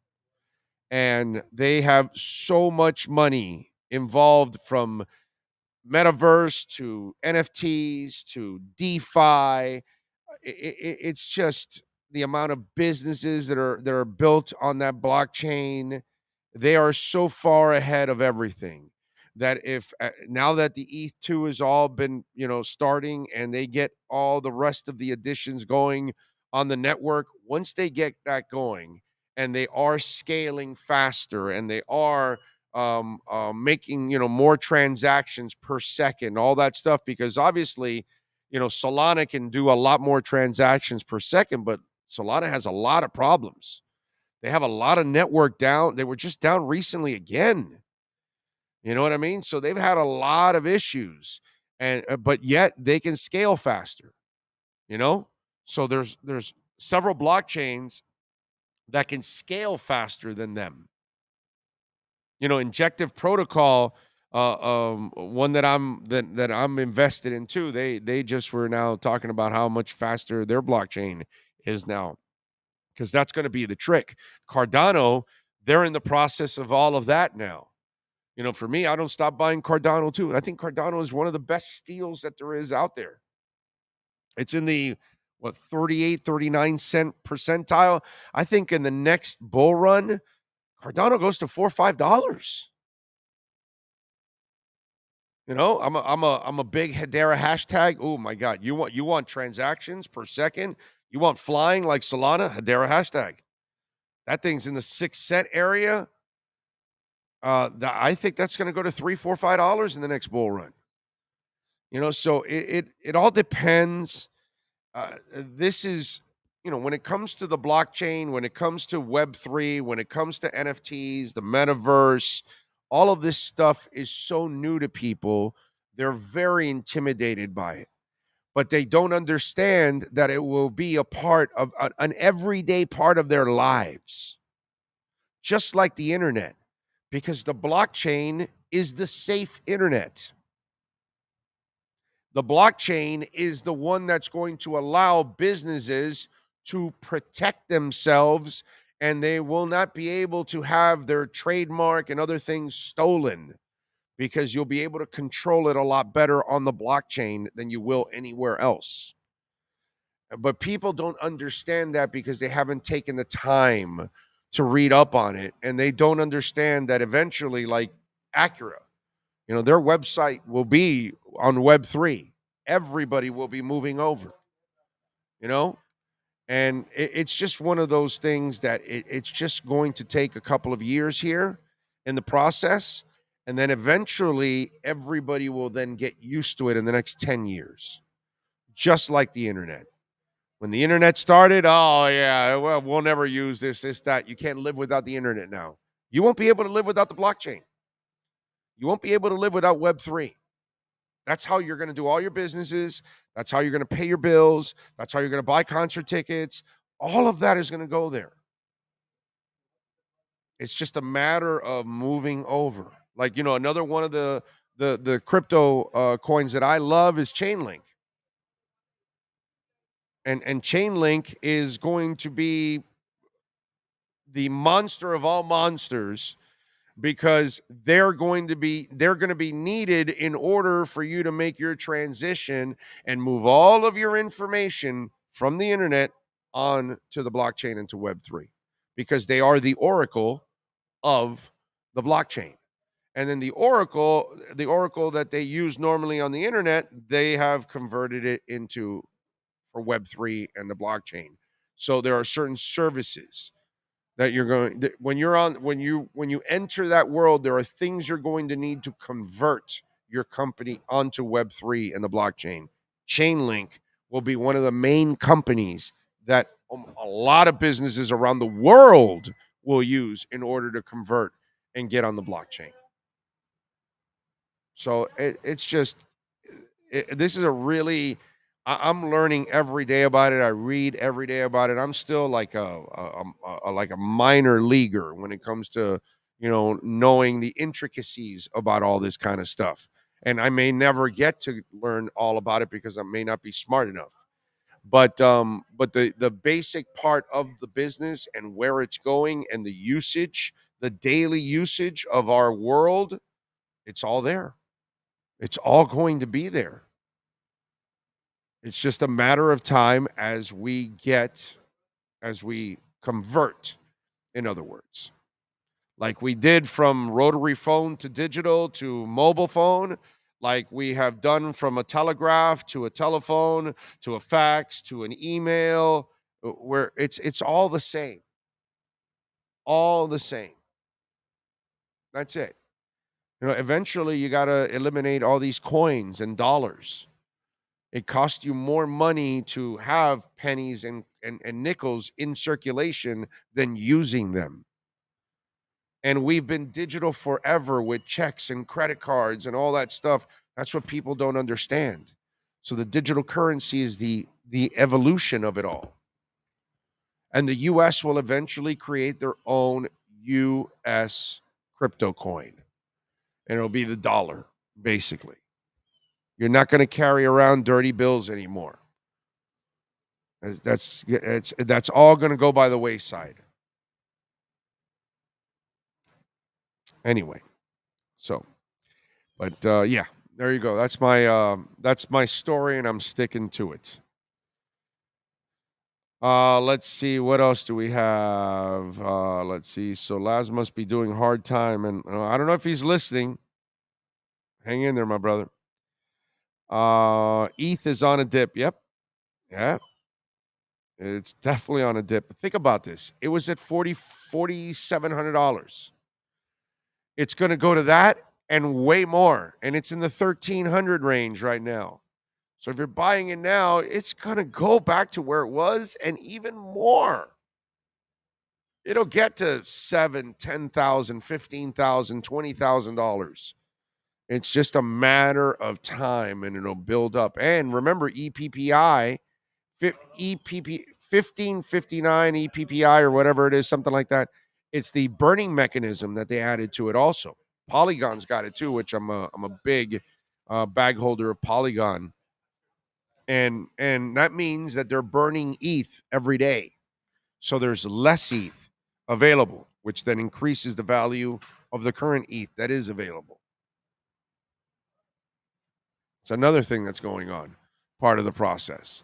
So just these things that this is a very intimidating. I was so intimidated by Bitcoin and crypto and all that. And I was a naysayer a couple of years back. And then eventually I kind of learned and kind of looked at it and figured it out like, okay, this is where we're headed. This is where our world is going. So Ian from Brooklyn says, Big O, being rich is attainable. I'm not by any means yet, but being wealthy, not so much. Real talk. Keep investing, people, in many variations. Amen to that. Amen to that. He's in custody in Lee County facing second-degree murder charges. Wow. Okay. I know Sean was trying to find out. William Youngblood says, I round my card charges up to the nearest dollar and buy Bitcoin and E at the end of the month. Better than a crappy interest rate at the bank. Exactly. And you got people now, putting in money in bonds and T-bills and all that, and they're trying to get 3-4%. And problem is that the dollars, while the DXY has gone up and now it dipped a little bit, but eventually it's going to have a monster dip. Why? Because you printed way too much money. I saw France the other day said, we're going to combat inflation by spending $200 billion. Great. So you're going to combat inflation by printing more money. Way to go.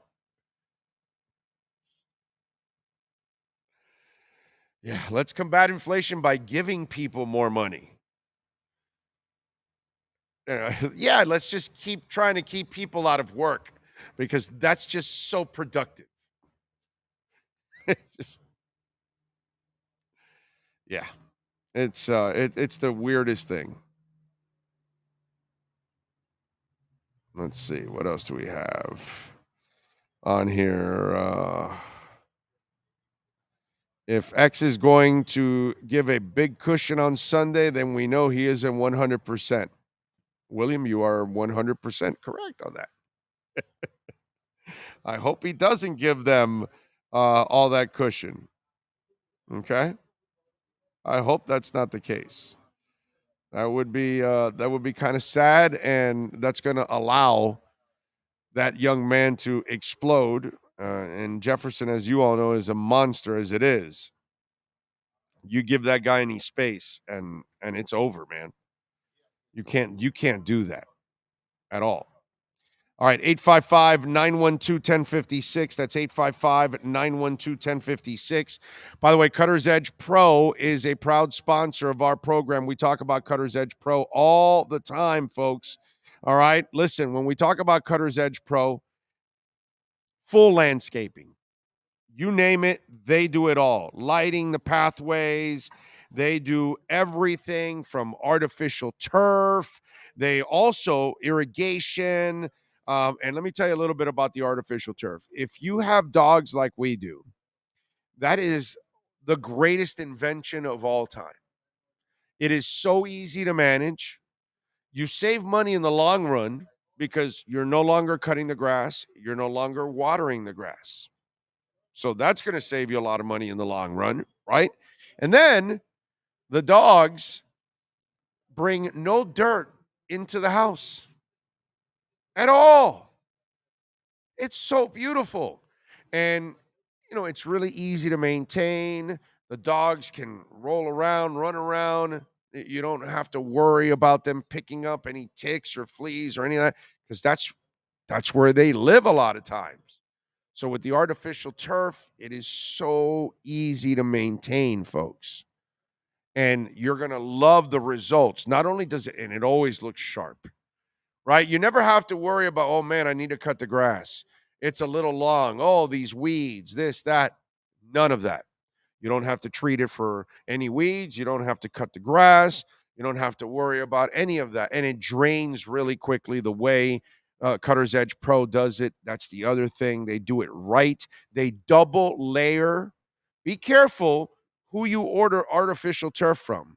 because if they don't really clean out that front or backyard to make sure they kill off everything, and not only do they kill it all off, but then they put dirt and they double pack that thing in. They put 2 sheets, 2 covers. I forgot the name of that lining that they put in order to kill all the weeds. Well, they do it twice over. They pack that thing in. They do it pro. So that way, when they put that in, no grass is ever going to come out. No weeds are ever going to come out, and you're never going to have a problem ever again. It is really amazing. Go check it out for yourself. CuttersEdgePro.com. Tell them that Big O sent you, folks. Total landscape solution, lawns and landscape maintenance for medium to large HOAs, condominiums, corporate parks, and large commercial buildings, complexes, and they do it all in Dade, Broward, and Palm Beach counties. Call William, call Mike. Tell them that Big O sent you. There's the number, 954-472-0622. That's 954-472-0622. CuttersEdgePro.com. All right. Let's see. How does that turf handle the heat? Does it hold it so it feels like it's 10 to 15 degrees hotter? No. In fact, you know what Cutters Edge Pro does? They put this special sand that actually lowers it 20 degrees. So the dogs are rolling around and it's comfortable. You know, the other day when it was hot, we put our hands on it and it was nice and cool. It was fine because that sand, that little white sand that they put inside of it, it's kind of a sand that it doesn't get hot. You know, it's one of those deals. So when the dogs are walking around, and it's also a sand and stuff that it's used so it can, kind of disinfect in a way. And there's also a spray that you use that you can treat the grass too, but it is awesome. I'm telling you. And the grass does not get hot for the dogs, which is fantastic. I know some of you, we all worry when we walk our dogs. You don't want to do it at the height of the day because, dude, the sidewalks are hot as hell. And you feel bad for the dogs. You know what I'm saying? Obviously when you have your own backyard, you don't need to do that. You don't need to walk. That's the other thing. When you have your own backyard, you don't need to walk around your dogs and then they, messing around with things outside of your house that you don't know they can pick up stuff. Sucks. It's nice to have them in your own environment. Yes, sir. You going to say something? No, I was just going to tell you, Marcel just sent out naturally the first question to a Teddy and concussion protocol. Both QBs still in the protocol. If Teddy doesn't clear by tomorrow, Reed Sinnett will be elevated from the practice squad. Well, I will tell you this. Reed Sinnett, to win it, is going to be elevated from the practice squad anyway, and they're going to have 3 quarterbacks available on Sunday.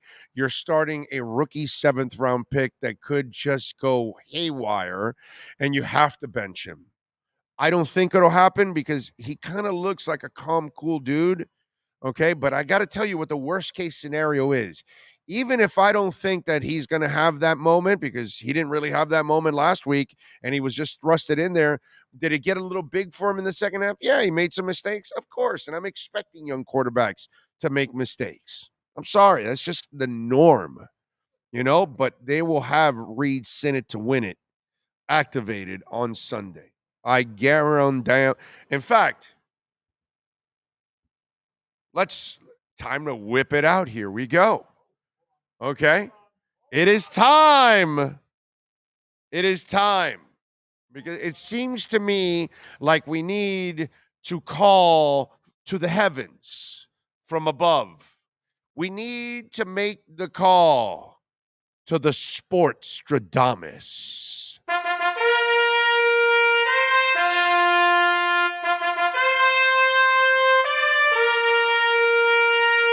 Hear ye, hear ye! Ladies and gentlemen, far and wide, the Sportstradamus has a prediction for all. The Sportstradamus is here for you. Okay? And the Sportstradamus told you about a week and a half ago that Tua Tagovailoa would miss the Vikings game and that he would come back to play against the Pittsburgh Steelers, right? Well, we'll see if that prediction comes through. Well, the other prediction I've got here The Sportstradamus says Reed Sinnott to win it will be activated, has to be activated. It is the smart decision because you are playing a rookie quarterback. You're playing a backup quarterback coming off a so-called concussion protocol, and you can't play Tua. So you've got to activate the third quarterback just in case you need it, and you got to use it to break glass. Sportstradamus has spoken. The Sportstradamus has spoken. That's the way it goes. That's it. That's all I can tell you. Once the Sportstradamus says it, it happens. That's it. We really needed that last year when I kept telling everybody that Flo was going to get fired. I really needed that. Yeah, we should have. Yeah. But really needed that one last year. Yes, sir. Barry Jackson puts out.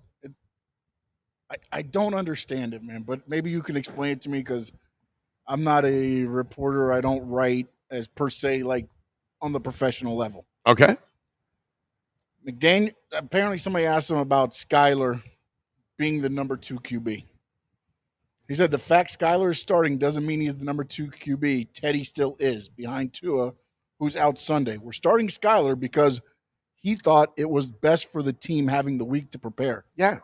But I don't understand. Like, what's so hard to understand that? No, but why is it asked? I don't understand why the question is. Why do you have to? Because why does McDaniel have to answer? Because if Skyler is the number 2. Because controversy is king. All right. Because sensationalism. We talk about this all the time. I know that, but it just they love it, bro. They love it. They want to stir the shit up right away. And, does that mean Skyler's number 2? I mean, because Teddy can't practice all week, but he's still the veteran. He's been around all these years. Does he really need to practice and all this? And, football is a sport where you just don't do it by osmosis. There needs to be practice. There has to be conjunction, okay? For us school rock kids, conjunction, junction, what's your function? Oh, boy, stop talking rock. Hooking up tackles, guards, and centers. So it's not that simple. And if the guy is snapping to one guy all week long, and then all of a sudden you change the quarterback up, the cadence changes, the snap of the person that's taking it changes, all of those things change. And so he felt, which makes a lot of sense, that if you give Skyler an entire week, but then you only give Teddy a day of preparation, and it's like a Friday, which is a walkthrough where you can't really have an all-out practice like you can on a Wednesday and a Thursday, you are doing a disservice to everybody else.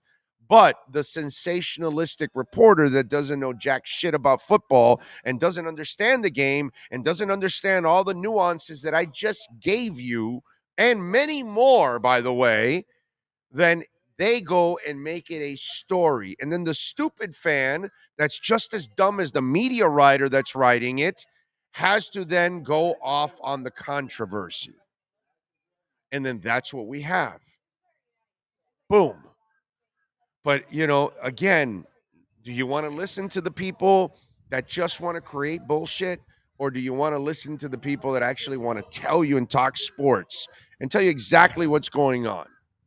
Sometimes it might be something you don't want to hear. Maybe it's something you want to hear. But you know what you're actually going to hear? Actually, what we think is going on. Not some sensationalistic stab at some controversy or some hypothetical, which, how I am about that stuff, and that's what this world is, man. That's what these TV and radio shows are all about. And this is why we live in this clickbait world. So I hope I explained it. No, I think I probably knew that, but it's just so frustrating at times. Like, I know we're here on a Friday, but then also McDaniel, I think, is getting, again, Cam talked about his sense of humor. Right. This is how he entered the room today. He goes, because it's Friday, and hear me out on this, what if for the first time all week we talk about, drum rolls, the Minnesota Vikings? Right. That's how he entered the press conference. Right, yeah. Because it's issues. Always. I get it. Big O, I was expecting a crown on your head after that Sportstradamus introduction. That's a good one. I'm going to need a crown for that segment. Yeah. That's a very, you know what, Karen? You are on to something there. But then we got to carry the robe also on the road. Oh, yeah, I do. That's right. Yeah, you carry enough. I get it. So I got to bring like a little bag with a crown and a okay. All right. Yeah, Kornheiser does it with that whole with that what's that thing called? No, but Karen's right. It's got to be a crown. To have some fun with this. To have some real fun with this, it's got to be a crown. And I'm not going to go get a Burger King one and then just scratch out the Burger King. I'm on it. Any reason to go to BK is a good reason. Oh, we get a bunch of them too. How many people still order the triple Whopper? Did you see the commercials of the triple Whopper? I'm down. I'm not that. I had one, but God, it was the most I do 30 is years the ago, double 35 years quarter pounder ago. with cheese or a double Whopper. Double's the most for me. Somebody, I remember there was like a challenge or something, so we were, I was hanging out with the buddies, and it was something, and I don't know why, but it was a challenge of a triple Whopper, and I finished it. But my God, I remember I never had one again. Never, and I do enjoy the Whopper, by the way. I am not a negative dude on Burger King. Okay, no, I got nothing against Burger King. I like most of the it looks like I like most of the fast food places, but I got nothing against Burger King. I like Burger King. I definitely like the Whopper. You know what I used to love at Burger King years ago? The Whaler. And it disappeared. I don't know if they still have a fish sandwich, but the Whaler was good. Now it's just the fish sandwich. It's just called the fish the sandwich. BK Big Fish. But is it like that other chicken sandwich? It's like an oval, it's like or a is regular. It is a regular. The Whaler, bro. The Whaler was the bomb. I don't know why, but I used to enjoy the Whaler.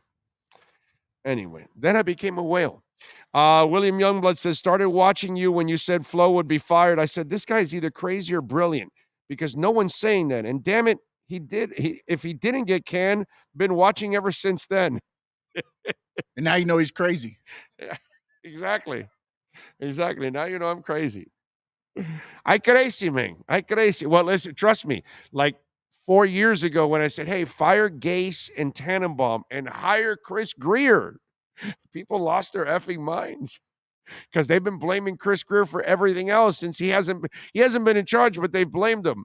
So think about that prediction there when I said hire Chris Grier. People lost their minds. Like, what are you talking about? And then it happened. Big Ostradamus sounds better. Big Ostradamus. Okay.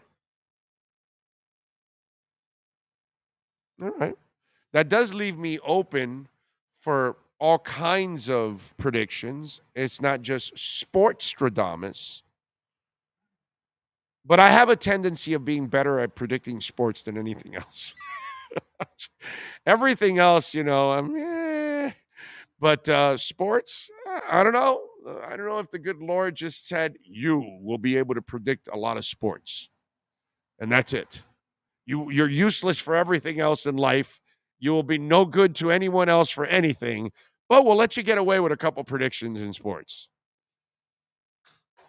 Big O, the triple Whopper is so good. Only burger that comes close is the Baconator triple stack from Wendy's. I've never had the Baconator. Have you had the Baconator triple stack? I've had the Baconator. I've never. Again, I'm fat. but I'm trying to stay a little bit healthy and not go with the triple. I go double. That's it. Okay, but then you add bacon. So if you add bacon, so a guy like you take has, away a burger. So my ass tried a triple. You never have? Oh no, I'm not saying I haven't tried one. I tried. By the way, I did try the triple at Wendy's also once. Now that I remember, a long time ago also. But now that I'm in the best shape of my life, which is round, I'm not. If you're gonna add bacon, you got to mind it. I would only do a single with bacon. I mean, Sean and I, we round out our diets. There's only so much the heart can take. This is true. And plus, I can't eat my Baconator fries if I have a triple cheeseburger with bacon. No, that's a problem. Yes. That's a problem. And the Diet Coke. That's a problem. That's a problem. By the way, Hialeah Park is going to have Larry Little's Hall of Famers night Friday, December 2nd. Yes, sir. The Dolphin legend and the Pro Football Hall of Famers return for another festive evening at Hialeah Park. They'll have a star-studded guest list out there. We're going to be, of course, broadcasting that show that Friday. That's the 2nd. So we won't be on the road that day. So we'll be in studio that day. That's a good thing. So at least we won't have 2 road trips that day. Only one. So we're going to have that October 2nd. The evening will include live and silent auctions, music and dancing, and opportunities for plenty up and close personal time with many of the best players in the history of the National Football League. It is always a well-attended event. Hialeah takes place that night before the 15th annual Larry Little Legends Golf Classic at Miami Lakes Golf Club on the 3rd. Proceeds for both the Hall of Famers night and the Legends Golf Classic benefit the Larry Little Athletic Training Scholarship Fund at Bethune-Cookman University, and it will provide scholarships for minority students in Miami-Dade, Broward, and Palm Beach counties. In its 16 years of existence, the Larry Little Legends Athletic Training Scholarship Fund has raised over $1 million. That's right. And it's always a cool event because not only do you get to meet a lot of the former greats that go there, okay? Tons of greats go there. Not just Dolphin greats. Other teams and even other sports at times will show up to the Hall of Famers night.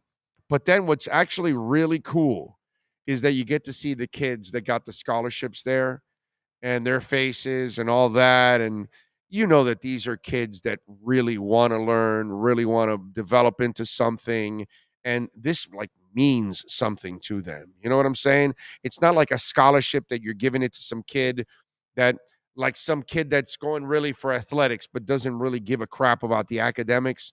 No. These are kids that academically are excelling and that Larry and his charity are helping them reach their goals. And it is the smile on their faces is absolutely priceless. For me, that's the part I enjoy the most. Yeah, sure. It's great to run into, the classic Dolphin players and some of the younger Dolphin players that show up, but it's so much better to watch the kids. So, folks, if you want to take part, go to Hialeah Park's website, call them so you can find out and get some tickets and join us for Larry Little's Hall of Famers night. And if you can't be there personally, you'll be able to watch it right here on our platform. We will air it every single year. Yes, sir. No, and on top of the one thing too is watching the winners, past winners, return and to see what they've become after receiving it. Yeah, it's pretty cool. I thought you were just going to talk about the food. Because the spread. No. Come on, admit it. The spread is badass. Let me tell you something. Last year, Frank was pushing me. I almost had to leave you by yourself. What, to go eat? Yeah, because you kept going. Yeah, well, you know me. And I can talk they a were lot already of letting shit. people through the lines. And then Frank, you got to get up there. You ain't going to be nothing left. Yeah. And then what a spread. Oh, so good. So good. Oh, meats, fish, vegetables, mashed potatoes, cookies, cakes, drinks. God, it was just slow roasted. Was it mahi mahi that they had? They had mahi, they had pork, and they had the roast. Pork. That's right. And the cutting station and everything. Yeah, dude. Yeah. The food is really good. Oh, so hungry now. I must go get a triple Whopper. Yeah, I know. Yeah. Hey, you got Five Guys here. You could get a triple Five Guys. I've never had a triple from Five Guys. That would be a really greasy triple. Oh my God. I couldn't have a triple now. There's no way I could eat it, actually. I was, when I was young, maybe I could squeeze in that. I've never been a big eater all at once. But I did squeeze it in back in the day, but this is decades ago.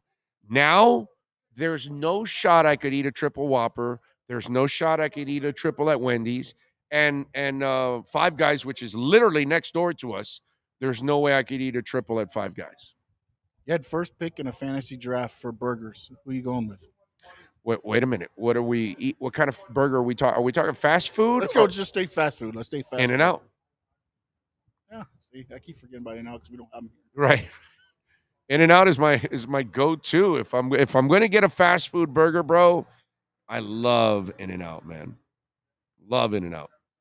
Troy Ortiz says, "Oh, love that story of Tannenbaum sending you flowers when you were in the hospital, and then the moment you came back on the air, you used to continue to rip him. Oh, cannot be bought with kindness." Well, I mean, what am I supposed to do?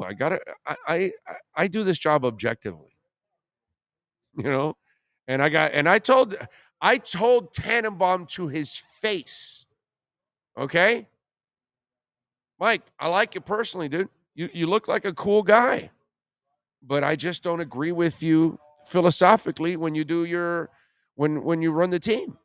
I told him straight up like that, because in my interactions with him, he's been cool. Hey, Dave Wanstead, one of the best human beings you will ever meet on the planet. Don't want him as my head coach. Want him as my defensive coordinator, not as my head coach. It's nothing personal. It's strictly professional. I love Dave Wanstead, the human being, and I love Dave Wanstead as a defensive coordinator, not a head coach. Nothing personal, simply professional. That's all it is. All right, we told you, get your fantasy football questions ready. Scott Pianowski is locked and loaded. It is Friday. Send in your questions on the Welt and Rayom text line. That's 855-912-1056. That's 855-912-1056. If you've got your fantasy questions, you can send them in right now on the chat board, because he's coming up right now in 60 seconds. Give us 60 seconds, and we will talk fantasy football and our Sports Grill Fantasy Football Zone with the one and only Scott Pianowski from Yahoo Sports. Send in those fantasy questions right now.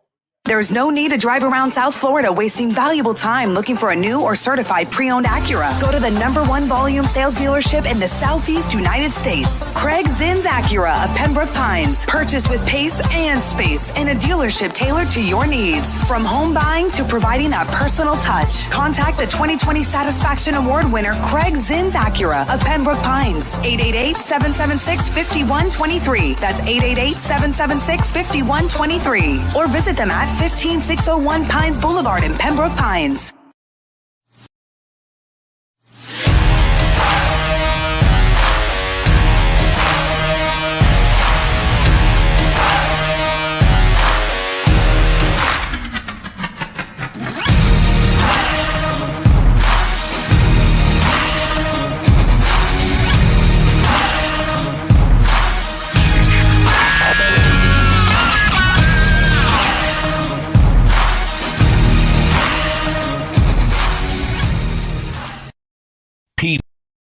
PPR, Draft, Keeper, Dynasty. It's the Sports Grill Fantasy Football Zone with Yahoo Sports' Scott Pianowski. Keep up with your fantasy football teams by visiting any of the 8 great Sports Grill locations. Sports Grill, good food, good drink, good friends. Here's Scott Pianowski. All righty, there he is. Get it loaded, locked and loaded. I want to see those fantasy football questions flying in as Scott Pianowski is ready to go. How you feeling, my friend? I'm doing great. You're trying to wash the stink off of another Thursday night game that came in under expectations. Thankfully, most of us didn't have Washington or Chicago players that were needed. Also, that segment right before I came on, just talking about all that food, man. Made me hungry too. Made me ready for a burger, or that spread you were describing sounded great. Oh God, yes. The Larry Little get together every year. Oh my God. It's what tied to the great Miami Dolphins lineman, right? Yes, yeah, and he has a fundraiser and a golf tournament, and he does the fundraiser at a casino racetrack that is part of they're one of our sponsors, Hialeah Park. Oh sure, the great Hialeah. Yeah, sure. Exactly. I mean, it's been around forever. And dude, they have pictures of Winston Churchill watching races there. I grew up around racetracks, right? I used to just listen to these guys. Friend of mine, two twins I was good friends with. Their father would take us to the track, and I'd listen to these people chomping on cigars, wearing fedoras, and I didn't understand half of what they were saying, but I just like listening to them. Right. Like I could listen to the late great Bert Sugar talk about anything. I didn't even know anything about boxing really. I just like listening to people talk about it. Oh. So there was just an elegance to the track. It was just a really fun. I had I'm not gonna say I won any money there, but I had a lot of fun at the racetrack. Just so you'll know, I am so blessed in my life. I got to hang out with Bert Sugar. Oh, awesome. Smoke cigars, talk boxing, talk life, listen to his stories. Every time I would go for HBO to go do a boxing match, Bert was always there. And I would bring him on my show. Love it. Always to talk a little boxing. And then at night, we would get together, and there would be a get together, and we'd go and dude, it was him talking and I'm smoking and we're just going off. And it's just, man, when you get those opportunities to hang out with those specific type of people that have been in our business, it's that was an honor for me, man. It was he's the type of guy you ask one open-ended question and just sit back and he just talks and you're just happy to listen. When I worked for the Providence Journal, we had a racing writer named Ed Duckworth who was like that. I just like being around him. I didn't even understand everything he was talking about. I just liked the way he said it. There was an elegance, there was a class, there was a panache to him, and Bert Sugar was certainly that type of guy, and I think it's awesome that you knew him. Oh, God, it was so good. Our conversations, those are things that I will always cherish. Those are things that in my 33, I'm about to complete 33 years. Those are moments that are like, man, this is why I got in the business. These kind of things that you want to experience. All right, folks, you got some fantasy football questions? Send them in right here on the YouTube chat board. We'll pass them on to Scott Pianowski. You can also send them in on our Twitter handle at Big O Show. So if you're cruising around in your car or you're in the office, send them in on Twitter. And, of course, on the Welt and Rayom text line, 855-912-1056. That's 855-912-1056. Rondale Moore. Is he a guy that we should be looking for? And Seattle, they actually have a passing game with Geno. So talk to me a little bit. Where are you looking at with Rondale Moore? Yeah, I don't know if it's a long-term play because his status will be a little cloudy once they get Hopkins back. But look, he fits what the offense is, right? A low ADOT guy. He's getting a lot of snaps in the slot, active last week. Obviously, with the bye weeks and a lot of offenses that we can't trust right now, Rondale Moore is somebody I can play proactively this week. I think he'd be anywhere I roster him, he'd probably be in my starting lineup. All right. Best flex option, Joey is asking, J.K. Dobbins, Chris Olave, or Adam Thielen? All really close because I'm not sure of Olave's health. I'm going to lean towards Dobbins, and I know he didn't look great last week, but he's got the highest floor for touches in that backfield. They're probably not going to have Bateman. It's just such a narrow usage tree for Baltimore that I can easily tell myself a story that Dobbins will touch it 15 times, so he gets the check mark. I'm glad you have Olave, but I'd just like to see him be a little bit healthier. We need New Orleans to solidify their quarterback situation. Let me say something else about New Orleans. Last week, Taysom Hill blew up the game. He's tight end eligible. He's not really a tight end, but he's playing tight end enough in fantasy. He qualifies there in Yahoo and on other platforms. I know his floor is 0. Any week, Taysom Hill could score 0 points, but they give him touches around the goal line. So he's a top 6, top 7 tight end for me at a position that's awful for fantasy. You have my permission. Like, I would play Hill over Kyle Pitts. You'd never draft Hill over Kyle Pitts on a real football team. Right. But Atlanta's got a lot of problems. Mariota can't be trusted. Is Taysom Hill last week is not going to happen again. I get it, but he's in my top 10 at tight end, and I think he's somebody, if you're struggling at tight end, I think Taysom Hill could be one of your answers. Carlos Segarro saying, I am getting Chase and Waddle for Breece Hall. Yes or no? That would come down to what your running back depth is. If you had a strong running back room, you could do that. If you didn't, I wouldn't want to trade Breece Hall. That comes down to what the structure of your roster is. There are some teams where that would be a good trade. There's other teams where you couldn't make that trade. So if you feel good about your running backs after Hall, I'll give you the sign off. And he's a two-way player. He catches passes too. So he's dynamite. So be careful there. What you're giving up, a guy that can get you both. And if you're in a PPR, boy, you're cashing in with that guy. So yeah, it's the key, which what you said. It really depends on the depth. Yo Dudis says Miles Sanders, Ayuk, London, or Thielen for my flex spot. It has to be Sanders. Easier to touch the ball when you're a running back, and they're not using Gainwell or Boston Scott that much. Some of them have been scratched here and there. I get it. Sanders has to compete with Hurts, and every time they run in a touchdown, you probably think it was Hurts, but Sanders has had a consistent workload just about every week. I will play him over those receivers, and specifically, Ayuk's hard to trust right now because he's behind the Wilson in the pecking order. He's behind Debo, of course. Kittle's still around, and they want to get a lead and just run the ball. They don't want Jimmy G throwing more than 25 or 30 passes. So I think Ayuk has become somebody who I was proactively starting a month ago. He's more of a bench player for me now. Okay. Trade. Would you trade away Henry and Waller for James Robinson and Najee Harris? I'm saying no. No, God, no. Okay. The signs, the arrows are pointing in the wrong direction for Robinson. He's been outsnapped by ETN 2 straight weeks. ETN outplayed him last week. Harris is ceding some work to Warren and the backup, and they have a horrible offensive line. Mike Tomlin has never had a sub 500 season. He's going to have it this year. Obviously, a rookie quarterback. Not that Pickett could be much worse than Trubisky.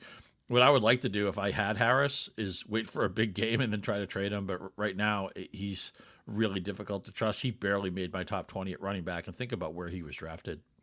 I'm with you there. All right. Remember, you can reach out on the Welt and Rayom text line, 855-912-1056. Doesn't matter where you're at. Let's go to it. Here we go. 855-912-1056. Big O, my running back and wide receivers are loaded, but QB is killing me, Russell. And so he says, I have Ramondre at flex and think he can get average 20 in the next month. Have an offer for him, for Kyler. Backups are ETN, Mike T, B-Rob, Boone. Worth it? I would like a deeper running back room than that. Stevenson's a top 10 running back for me any week Harris doesn't play, and it sounds like Harris won't go this week. I'll sign off. Normally, I would say don't trade for a quarterback. There's so many of them, but there aren't that many I trust this year, so I'm okay with trading for a quarterback, but Stevenson would not be the guy I was dangling. There's going to be somebody in your league who does have 2 good quarterbacks. He can't use both of them, and maybe you just have to go down a tier, but that's a little bit too much. Stevenson right now is a lock. He's locked into my top 10. Ayuk or Amari Cooper or Mostert or Henderson? Mostert for sure. I mean, even though Henderson out-snapped Akers last week, he still didn't get a carry. I do think Henderson's probably their best back right now, but they don't, for whatever reason, want to go that route. The thing that worries me about Cooper is you always wonder what Belichick's going to try to eliminate, but maybe the focus will be that great running game. Nick Chubb is terrific. Brissett has been a little bit less than average, but at least he's getting the ball to the people we care about, which is Cooper and Njoku, one of the few tight ends who's playing well. So Cooper would be the first guy I'd use. And I know Mostert, you wonder what the staying power is with him, but the way he's been used in recent weeks, I can't turn back from that. Welton Rayom text line 855-912-1056. I get when you guys, and we appreciate the question, but you got to give us more context because he goes, I need a receiver on the wire. Who can I get? But we don't know what's available on your wire. You might be an 8-team league, might be a 10-team league, might be a 12-team league, might be a 16-team league. So we have no idea who's available. But give me a name or two that might be available in average leagues for the hell of it. If you're in a super, super shallow league, I like Jacoby Myers, who will be the heaviest targeted Patriot receiver. If you're in an extremely deep league, and I'll admit right now, this guy could be a total zero. I picked this guy up in some leagues. I may be cutting him in 3 days. But Darius Slayton was back from the dead in London. We know how awful that Giants receiver room is. Robinson's hurt. Tony, they've soured on. He's hurt. Daniel Jones actually been playing pretty well. Somehow this team is 4-1. It's kind of cosmetic. Nobody thinks the Giants are a great team. But Dable's a good coach. Jones has been playing well. They found something with Slayton last week, so Darius Slayton is playing for a couple of my teams. I also wouldn't mind Peoples-Jones in Cleveland. I guess he'd be the medium pickup, where, again, it's a narrow target tree, right? It's Cooper, it's Njoku. Peoples-Jones probably third on that list, but he'll have somewhere between 5 and 8 targets this week. So if you're scrapping at receiver, I could see using him. Also, Alec Pierce should be rostered everywhere. The Indianapolis receiver, 162 yards the last 2 weeks. He may not be available to you. So there's Myers, Pierce, Peoples-Jones, and Slayton. Hopefully one of those guys can help you. Keenan is asking, Scott, I just traded Devontae Adams and J.D. McKissick for Jonathan Taylor. I am left with Tyreek, Drake, London, D-Hop, and Pickens. Did I win the trade? I like it. I'm worried that London's going to suffer because the volume is so low for the Atlanta passing game, and Mariota isn't playing very well.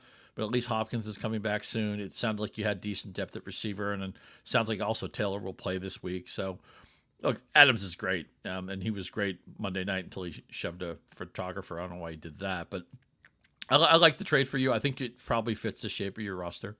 Okay. My running. Oh, wait a minute. Justin Herbert versus Denver or Geno Smith versus Arizona?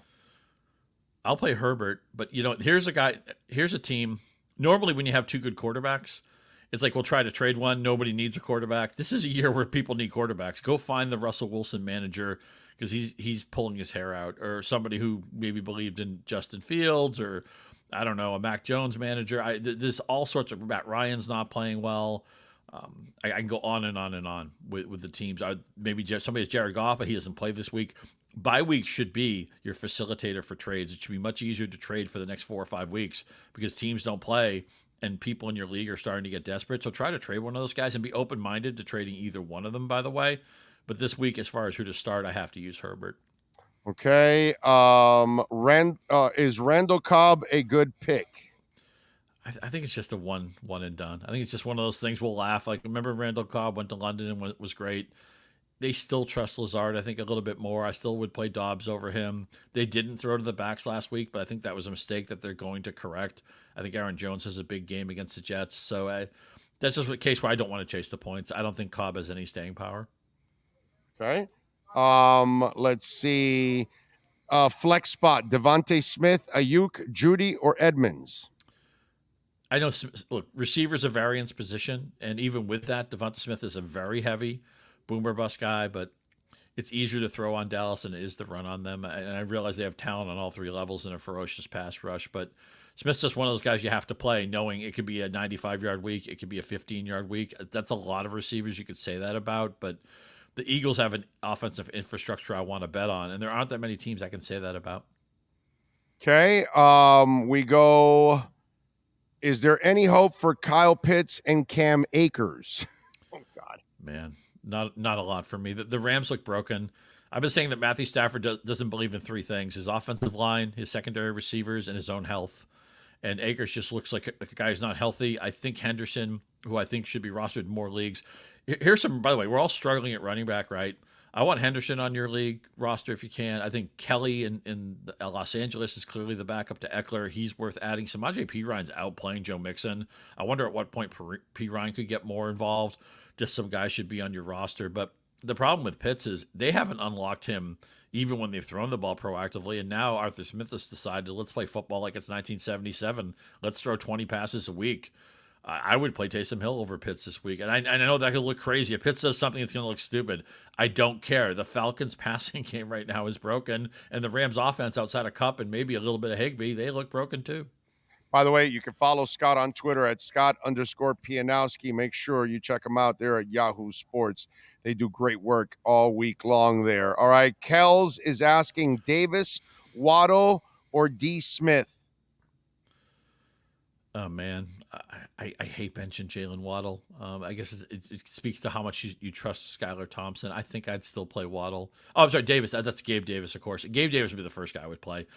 Yeah, 4-touchdown game the last time he played Kansas City. That's not going to happen again. But the thing with Davis is when he's healthy, he's a lock and load guy. He was healthy last week, had a couple of touchdowns, a long touchdown early in that game. I think he's over the physical problems he had earlier in the season. So he'd be the first guy I would use. Waddle would be the second, but it's really close with the second and third one. So many games this week, the totals are in the mid-40s. That Kansas City Buffalo total, I think, is around 54. You get to try to get a slice of that if you can. Judy versus Dubs or Pierce, start one in PPR. Oh, man, Judy, I just gonna accept Judy's not the player I thought he was going to be. I thought he was going to be special, maybe a Doug Baldwin type. I don't see it. Wilson's shoulder isn't right now. Pierce is probably the safest floor guy. Dobbs is the most likely to score a touchdown, but I feel better about Pierce for his yardage upside, even though Matt Ryan's hard to trust right now. So nobody on this list I can say is a slam dunk. I would play Pierce slightly over Dobbs, and I think you have to bench Judy until we see Russell Wilson show something, whether it's being crisper in the offense, being more healthy, more proactive to running. I don't know what it is. And why is Seattle on this island game? 4 games in 6 weeks. Big O, how do I unsubscribe from the Denver Broncos network? Because I can't seem to do it. They're always on my television. I know. It's brutal, man. It's like having to be stuck to watch Thursday night football, too. Thank the Lord the Panthers were playing last night. That really made my night, and obviously Kachuk adding the goal there. I just traded for Bobrovsky in a keeper league. Although I feel like I have to get Spencer Knight too. Because I think he's going to play a lot, and he might be the starter next year. Yes. But the Florida Panthers, man, and I know they've Huberdeau's not there anymore, but they have a great hockey team. I'm excited.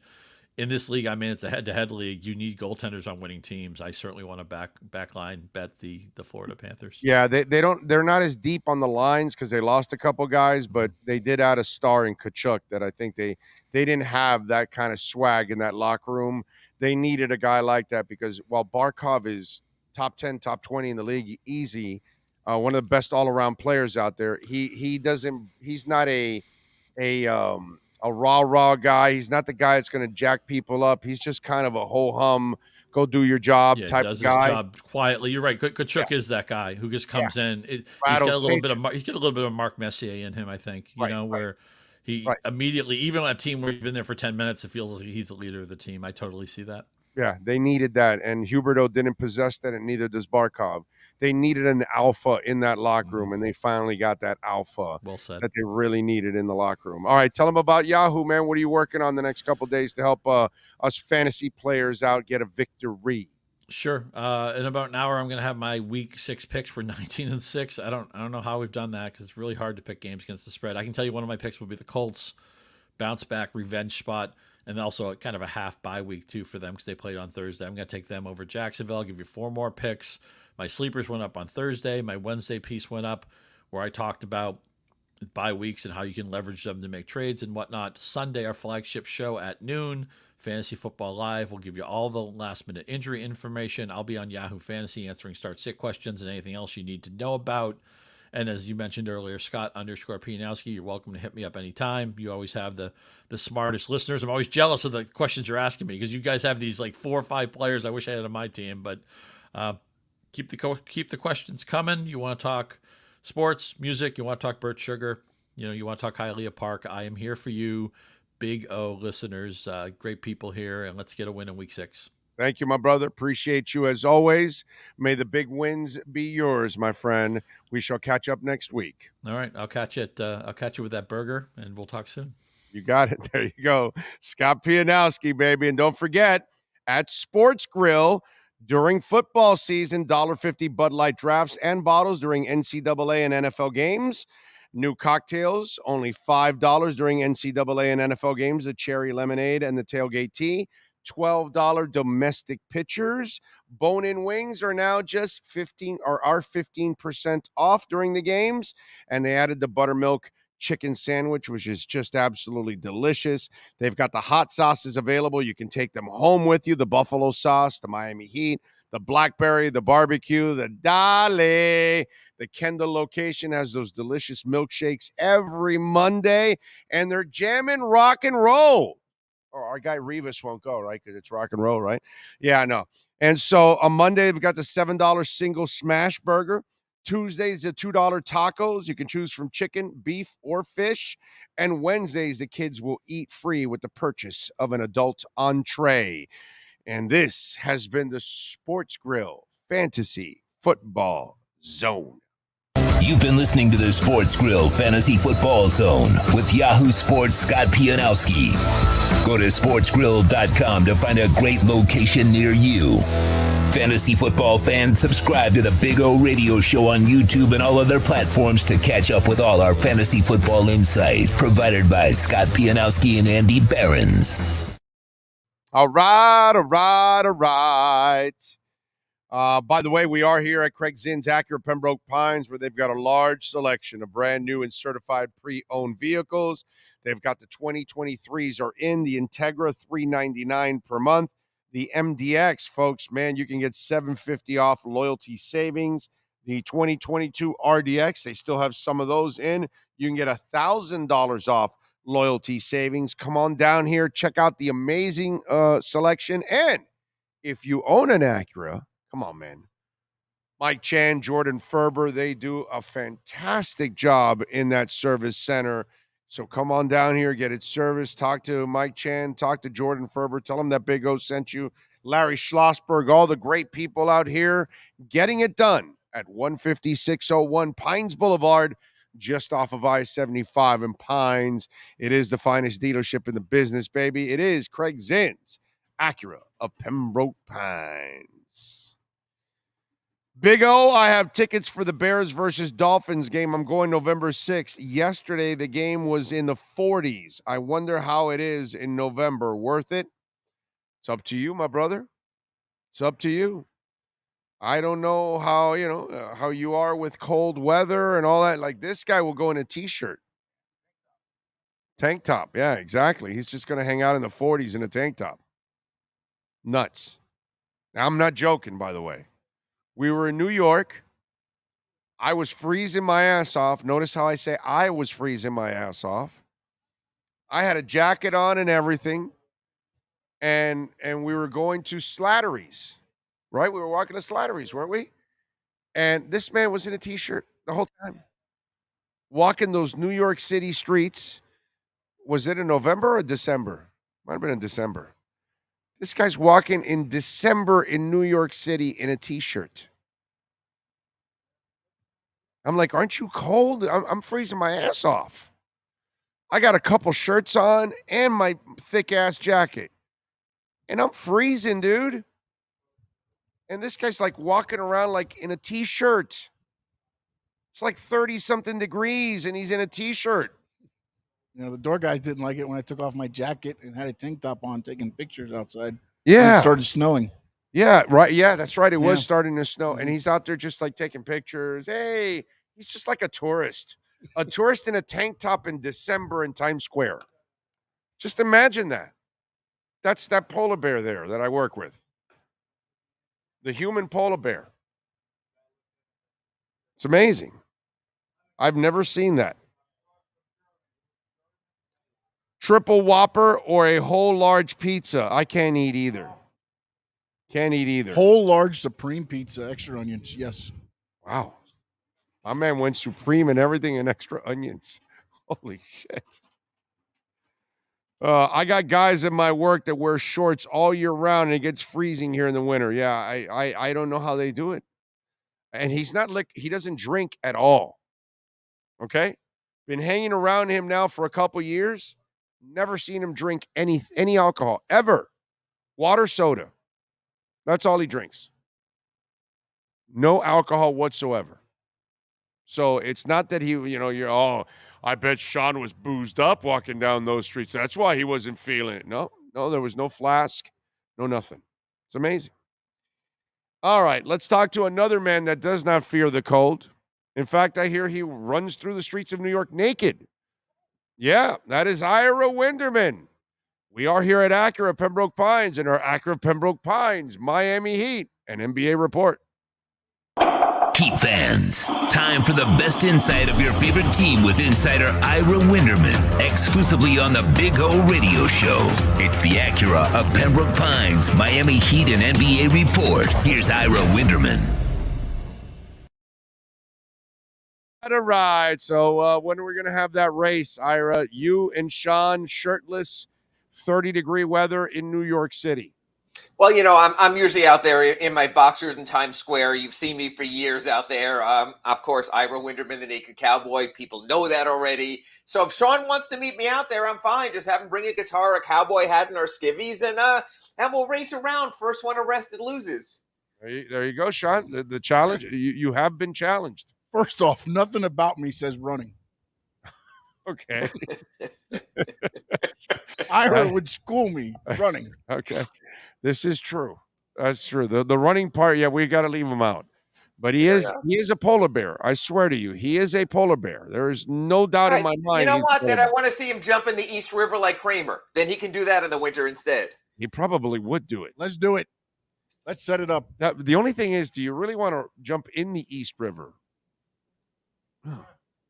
It's not so much the cold. It's the everything else. Oh, okay. I'd have to take your guys' word on it. Yeah. That's like the Miami River. You don't want to swim in the Miami River, bro. But Ira, what did I do to you to make you want me to jump in the East River? You know what, Sean? It's not that bad. I could say you could jump in the Love Canal. So all things being equal, not that bad. Yeah, it's just a challenge, Sean. That's all it is. It's a challenge. That's it. Are you up for the challenge? Okay. That's what it's all about. Is the Heat ready for the challenge now that they have wrapped up the preseason, Ira Winderman? It's interesting because I didn't think we would hit this again, but man, Big O, here we are in the Acura Pembroke Pines report talking about this again. This Heat versus haters thing is ridiculous. John Hollinger comes out yesterday in The Athletic, has the Heat in 7th place in the Eastern Conference. They're getting poo-pooed nationally. They don't have enough. The one thing I will tell you is, I forgot which NFL coach was when he says, I'll take mine against yours, and I'll take care of it. Oh, Bum Phillips. Phillips. He will take his in and beating yours in, and you'll take yours in and beating his in. And that's what the Heat are. Give Eric Spoelstra a lump of clay. Give him 8 players, 9 players for rotation, and he'll find a way. So if you're asking me, am I going to sit here and be able to man by man match up the Heat with the Celtics or the Bucks or even the Nets or the 76ers? No.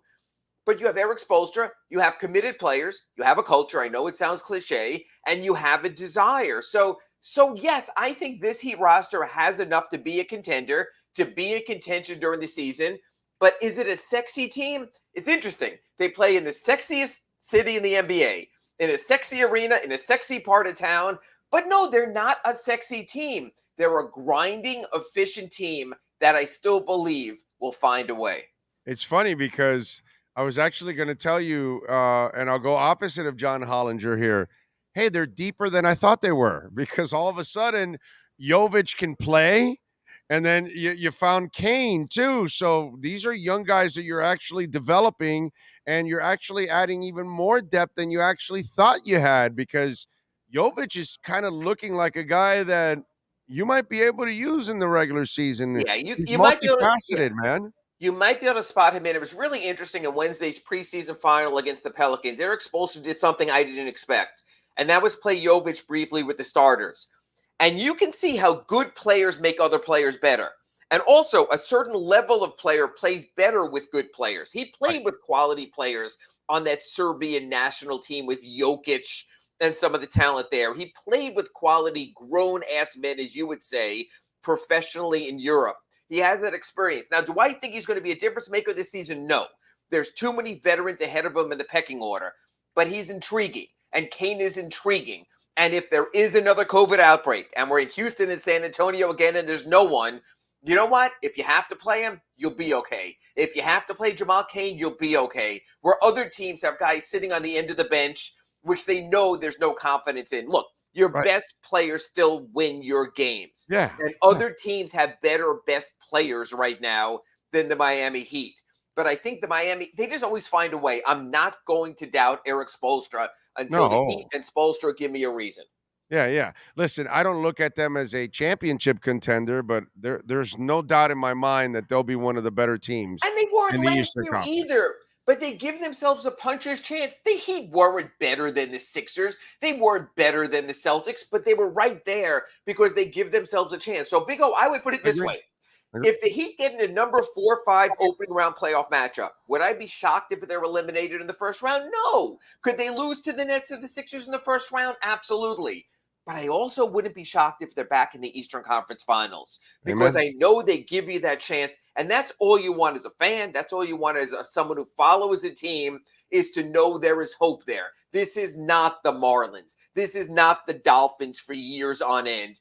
This is a team that every year delivers hope, and they very much have kept hope alive for this season as well. Yeah, no, I'm with you there. And the development of Jovic, I got to say, the Kane thing has been a beautiful surprise. And it's like, okay, Miami found another young kid that they might be able to develop. But Jovic is a draft pick. And he's so young that you weren't really expecting that much. And I think the question to me is, did he show the Heat more than they expected? Because obviously he showed us a lot more than what we expected. How are the Heat looking at him? He showed them more than they expect now. This was a down the road pick. This is the kind of pick a lot of teams they call about draft and stash. You draft them, but you keep them in Europe. You tell them, hey, you're only 19, grow a little bit, get a little bit older, mature a little bit more. So, yeah, I would say if you were to get Pat Riley privately and Andy Ellisberg and Erik Spoelstra, they would tell you they're surprised that he's even this far right now. Only a month introduced in training camp to the Heat. And that is encouraging. He can do NBA level things right now. And again, we always talk about how the Heat finds undrafted players. Certainly with Jamal Cain they have. Previously with Strus, Robinson, and Vincent they have. But you know what, Big O? In the NBA, it's not easy to find a player at number 27 either. And the fact that they got this late first-round pick, and we sort of poo-poo him the whole time, and instead of taking someone who would be good enough for the moment, they got someone who's intriguing for the long run. I think you have to give them credit. When you find that at number 27, that's another check mark for your scouting team that they get things done. Yeah. No, I mean, how can you not be impressed with the work that the Miami Heat have done over the last couple of years, unearthing all kinds of talent? And you know what, Big O, and I want to contrast that for a second with our Miami Marlins, who get these great draft choices every year, and then we find out they can't hit Major League hitting, right? I mean, the one thing about the Marlins, because you stink, you're always right there at the top of the MLB draft. Oh, this great kid from San Diego, he can hit this, he can do that, and they never come along. You not only have to find someone who's going to be good now, but you have to make sure they have that growth curve. Robinson had it, Strus had it, Vincent had it, Kane looks like he has it, and now Jovic looks like he has that as well. Yeah, I'm with you there. We look at the older players. I mean, I know they're not necessarily going to share the plan, but you kind of want to try to keep them as fresh as possible throughout the season. And that's one of the things that I like about the depth that they do have. And then maybe these two young guys that you're adding to all of this. But I think you've got to do a better job of not I sometimes you have no choice. I get it, but you'd like to put less of the burden on guys like Jimmy Butler so he's fresher, because you saw what we did with PJ Tucker. They played him so much that the poor guy was worn out by the end of the season. And I think it's very important. Now you don't have a PJ Tucker. Well, you got to pace a guy like Jimmy Butler. What's the plan there? Because Jimmy's not good at pacing himself. You know, I'm talking about 3 players. First, I would talk about Kyle Lowry, who's very good at pacing himself. With those pitch-ahead passes, Kyle Lowry can play minutes, but go easy on himself during those minutes. The man knows how to pace himself. You can take out of that what you want. You're a soccer guy, okay? Do you remember? You remember Pibe? Yeah, Valderrama? but even this year, Valderrama did not have to move a lot to make things happen. And Higuaín was the same way until he stopped moving enough and didn't do the bare minimum. And then this season he came around and said, okay, I'll actually run across midfield also. I'll actually help out on the other end of the field. So you have to have a better compromise, but Kyle's smart that way. He's good with that. Jimmy will take his time off, whether it's back-to-backs or otherwise. But I think it is important to him to be all NBA and still be noticed and be back as an all-star. And you know what?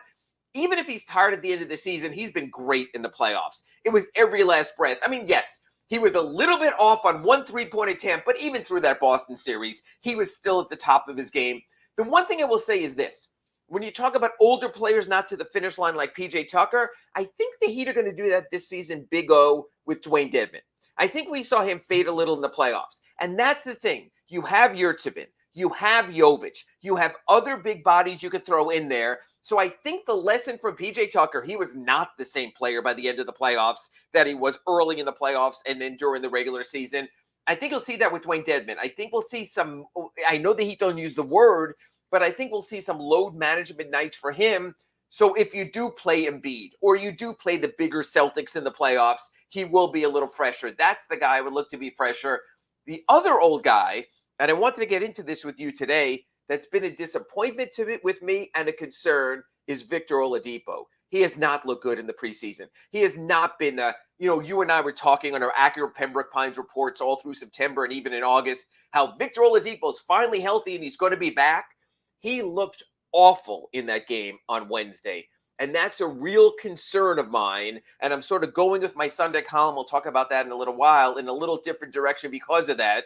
But Big O, if you're asking me, Caleb. Yeah.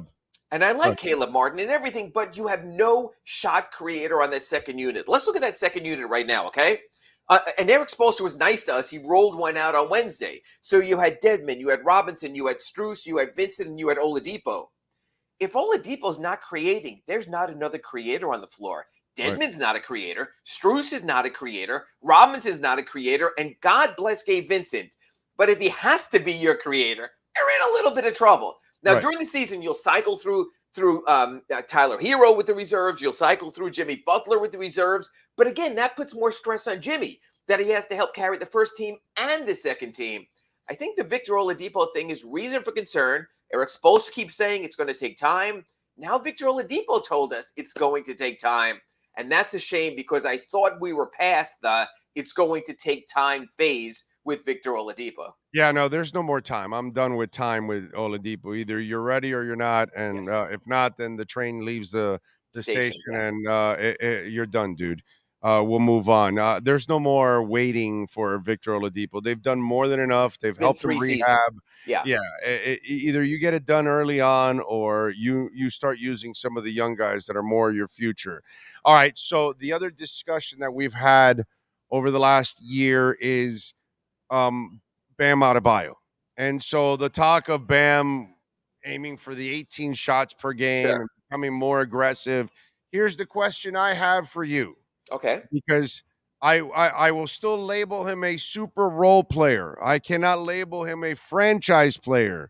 When you want to be a franchise player, you need to be able to impose your offensive will on a team. That is something that Bam Adebayo has failed to do yet in his career. The question I have for Ira Winderman, who has been covering this team from day one, will Bam Adebayo be able to impose his offensive will on a team, any team he wants this year? I'll give you a two-part answer. Part one, no. Part two, here's the reason, and it has nothing to do with Bam Adebayo. Big O, if you're also going to be starting Tyler Hero this year, as well as Jimmy Butler, as well as Kyle Lowry, you have too many other mouths that have to get fed.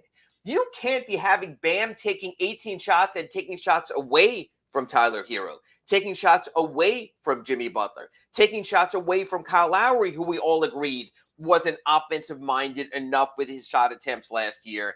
That's why I don't like Tyler Hero starting. Because if you're telling me you want to get more out of Bam Adebayo, then you're putting another cold-blooded scorer who needs his shot attempts in the first unit also. It was so much easier with a spacer, with a Duncan Robinson, with a Max Strus. So I think Bam, if he wants to become that be-all, end-all, 18 shots, 15 shots a game guy, this is not the right mix for him. Wait a minute. Let's play point and counterpoint. Sure. Without saying, Jane, you ignorant slut. Let's go with, wait a minute, those are two facilitators. Jimmy Butler is more than willing to facilitate. He's not the guy that's going to take 30 shots because he has to and he needs it and he wants it. And I'm Russell Westbrook. No, or Westbrook. And then Tyler also is a facilitator too. And I think if Bam brings something different to the table that the other guys don't have, and that is size and freakish athleticism. So if he's willing to impose his will, wouldn't the penetration and creation from Tyler and Butler actually be the opposite of what you're saying? It should open up things for Bam because you're so worried about Butler and Bam. And just, to take a mild shot at Jimmy, I'd rather have an aggressive Bam around the rim than a Butler shot from 17 feet or deeper. Except Jimmy penetrates to draw contact and get to the foul line, and he is great at that. So a large percentage of Jimmy's drives are going to be to get to the foul line. Tyler Hero always plays with his eyes on the rim. I know he could be a good passer, but I know that in that role, at Mr. $30 million a year, he's going to be looking to get his scoring average up and score also. So all I'm saying is, I just think if we were to do one of those pie charts and you were to do quadrants for all the players, with Tyler not in the starting lineup, the piece of pie would be bigger for Bam. With Tyler in the starting lineup, you're adding another create his own offense scorer also, and that's fine.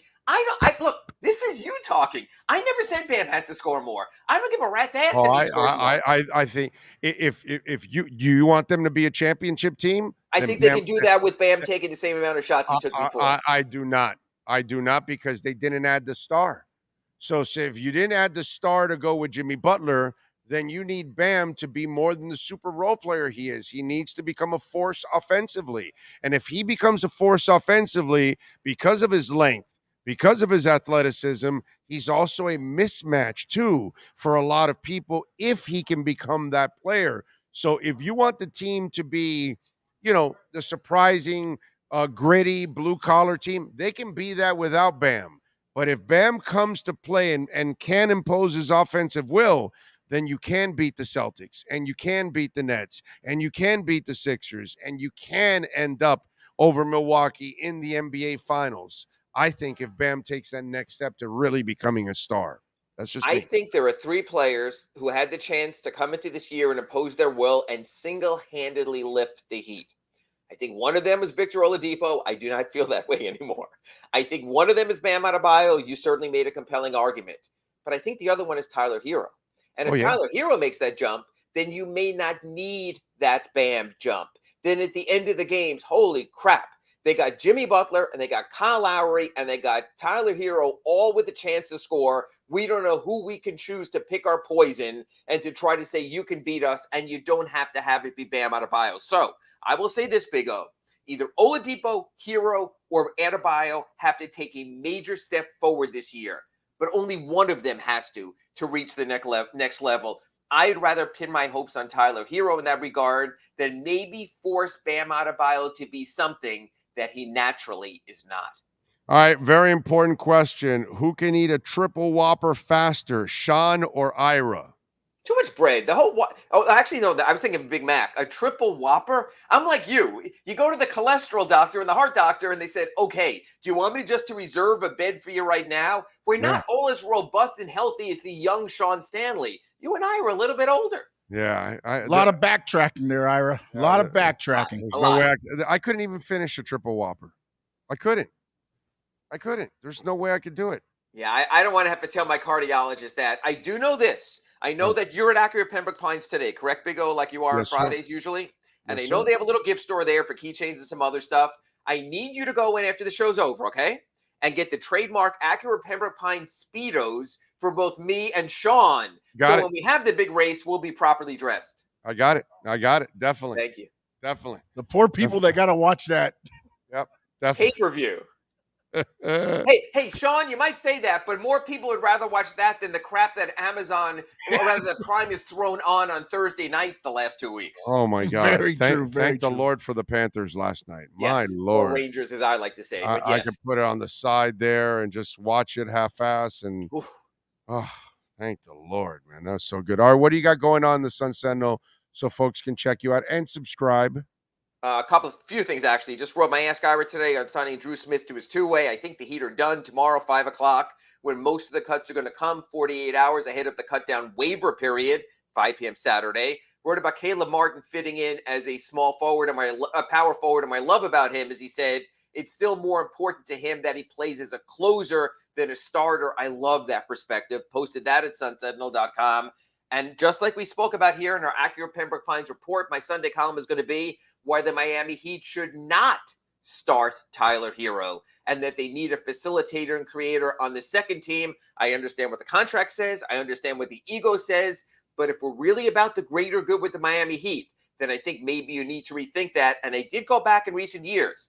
Typically, the starting lineup at the start of the season has not been the starting lineup at the close. So there's still some time for that. All right. Sean has a question.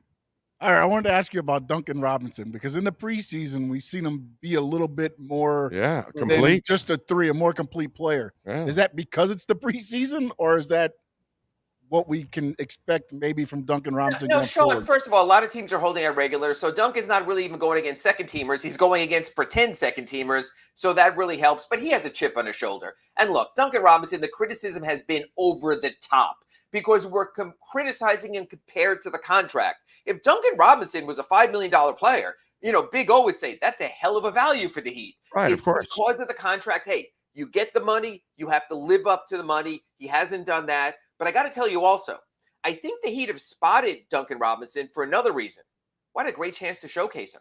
People who might have had doubts about Duncan Robinson on the trade market might be looking at some tape from the Miami Heat preseason and going, maybe this is sort of what we can use. He's working on his game. Yeah, yes, or exactly. maybe this isn't such a bad contract. I think the Heat have done a very good job of showcasing Duncan Robinson in the right spots during the preseason, like they did in Brooklyn, like they did against the Grizzlies. Yeah, because, we all talk about his defense, but one of the things I harped on all last year was he's really a very incomplete player offensively, and I saw more of it now that off I was the dribble, getting to the foul line. off the dribble, getting to the line, facilitating, rebounding, all these kind of things.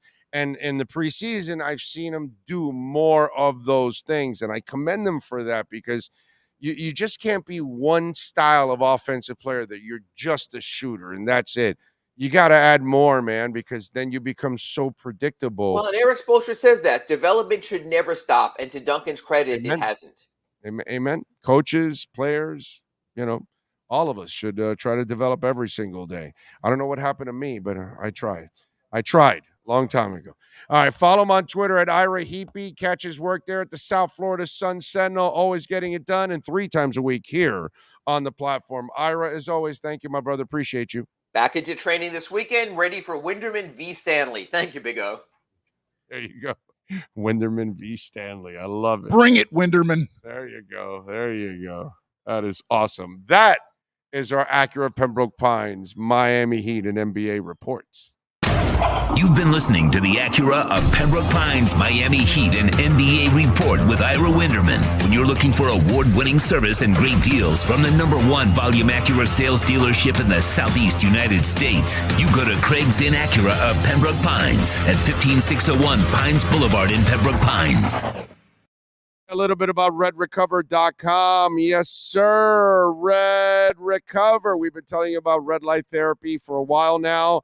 We have the doc on every month. We've explained everything about, well, not everything. There's a lot more, but we've explained all kinds of things is what I should say, from pain relief to optimizing workouts to clearing up scars and operations to growing hair, you name it, red light therapy. There is so many useful ways.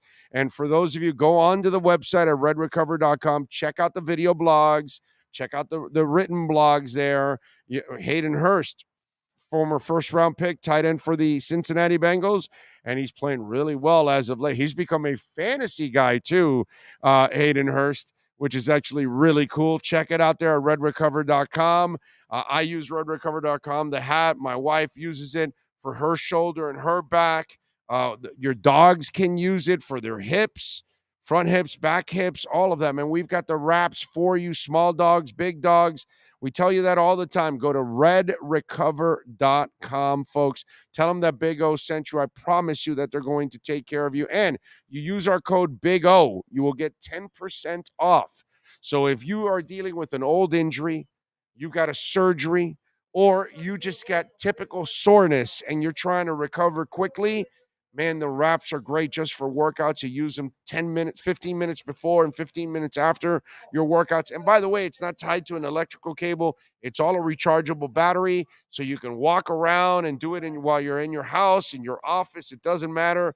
The wraps don't even get in your way, man, while you're getting the treatment. It is fantastic. Go to redrecover.com and use our code Big O, and you will get 10% off. redrecover.com. Yes, sir. Tom Brady. Did he get fined for the Grady Jarrett kick? He did get fined. All right. I'm not sure how they come up with these fines, but he's fined $11,139. All right. It's $11,139 of crypto he can't buy. Yeah. And Giselle can't get. Does Giselle pay half of that? Will he file for not like in the IG comments she's like. He makes less money than her. Will he file for alimony? It depends what state they're in, right? Where they I have no idea. I'm just wondering because he makes less money than her. You know, Tom's struggling. Bad TB12. Yeah, dude. And by the way, I'm glad he got fined, the bastard. That was dirty. That was like a punky kid doing something that, you know, it's like the kid that didn't get picked, then wants to take the basketball, football, whatever with him, and it's the only one there. But because he didn't get picked, he's pissed off. You know, that guy? That's kind of what Tom Brady reminded me when he was trying to kick Grady Jarrett.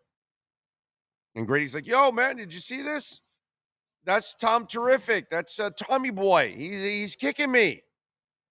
Yo, come on. And they finally got him. What are you laughing about now? Joe Shad has a new article. I'm sure you probably already saw it. Oh, no, I haven't. See the headline yet? No. What happened now? What did he write? What did he write now? You're going to love this.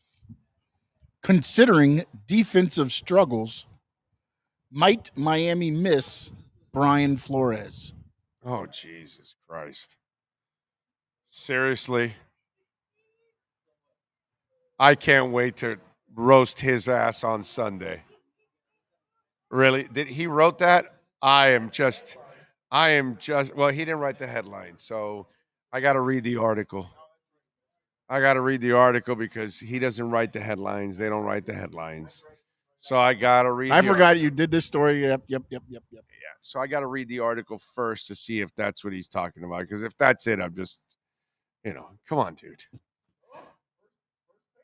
His defenses went 1-7 last year, and that's why they weren't in the playoffs, because they got roasted by all the good quarterbacks, and then they played better against the bad quarterbacks down the stretch. I got to tell you, yeah, you think he's riding in that area? Yeah. I'm going to say this part again. We're only 5 games into a long Dolphins season, but we know Flores is no longer collaborating in South Florida, and we can fairly wonder how much Miami may be missing his input. That's a paragraph out of the article. Okay. Again, I didn't go further. Yeah, I'm roasting his ass on Sunday.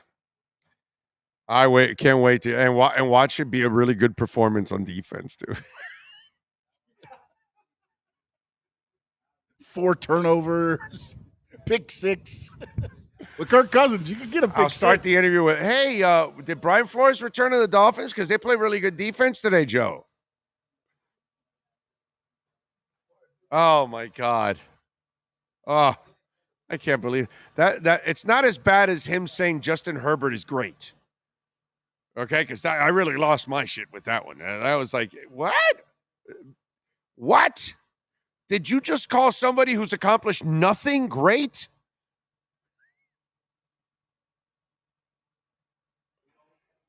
Oh, my God. I got to tell you. Anyway, nice job by the Panthers yesterday, 3-1. We did come into the win column yesterday. We did. Yeah. We got in there and we got into the win column. We like to give you our picks, and it's called the A. Lenny Locksmith Lockdown segment. We were in the win column yesterday. Let's talk about it. Time to lock it down. The Lockdown is brought to you by ALennyLocksmith.com. Services in South Florida from Miami to Port St. Lucie. In Central Florida, ALennyLocksmith.com locks it down in Orlando and Tampa Bay. Here's the big O to tell you what needs to be locked down. Yesterday, something needed to be locked down, and that was the Commanders. You take the Commanders -1. I know it was ballsy, but that's what we do here on the show. And we went ballsy, and they won 12-7. They outlasted the Bears. Nice turnover, by the way. Thank you, Bears, for that turnover on the punt. Right, it was the punt where he muffed it. It hit him right in the face mask. That poor kid. He was off balance, falling, and then it hits him in the face mask, and you're like, whoa. And then I'm like, yeah. And then they got the touchdown, so they won 12-7. They the Bears could have come back on that one. The kid actually hit a couple passes that they just dropped. The receivers really, the receivers were terrible. But we appreciate that the receivers were terrible, and the Commanders ended up winning 12-7. We didn't need the 1 point. We easily won over the 1 point. So 12-7, boom. We're in. We're 41-23-3, so we're back to 8 games over 500. So what are we going to go with today? Well, there's no game today that I'm going with, but I am going with the University of Miami and Virginia Tech. I'll give you my pick there. Miami is -7. The over and under is 46.5. UM is -275 on the money line. Vatech is +230 on the money line. I got to tell you something. I think there's going to be some points scored in this game. I think these are really UM's defense is very suspect. Vatech can actually put up some points. I think Miami's going to win. I think they might end up winning by that touchdown, to be quite honest with you. But I think there's going to be a bunch of points on this game. I don't think either defense is shutting people out. I'm going to go over 46.5. That's what I'm going with this game. Over 46.5. I was thinking of laying the 7, but my problem is I can't trust the secondary.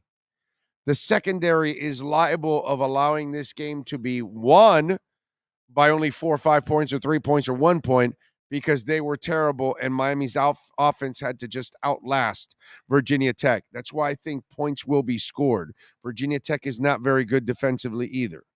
I think Miami will be able to get some points on the board. I'm going over 46.5. UM and Vatech.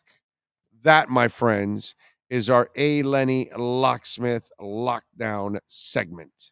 The Lockdown is brought to you by ALennyLocksmith.com. Lockouts or lock changes for home or business. Car key replacements and programming. All model cars. 24-hour service. Call them anywhere in South Florida at 855-869-5625. Go to the website at ALennyLocksmith.com where we lock it down. There's no need to drive around South Florida wasting valuable time looking for a new or certified pre-owned Acura. Go to the #1 volume sales dealership in the Southeast United States. Craig Zinn's Acura of Pembroke Pines. Purchase with pace and space in a dealership tailored to your needs. From home buying to providing that personal touch. Contact the 2020 Satisfaction Award winner Craig Zinn's Acura of Pembroke Pines. 888-776-5123. That's 888-776-5123. Or visit them at 15601 Pines Boulevard in Pembroke Pines. Oh, great. You have a doorbell camera.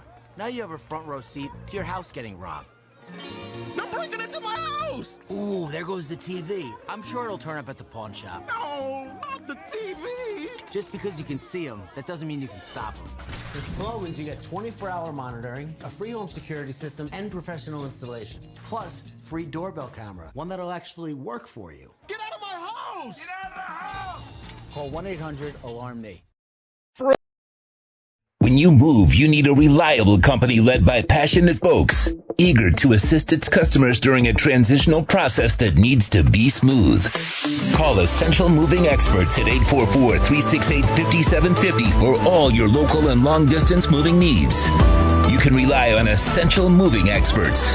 Mention the Big O Show and get $150 off. Family owned and operated, they offer free 30-day storage, full-service moving, fully licensed, bonded, and insured. Moving was never so easy. EssentialMovingExperts.com.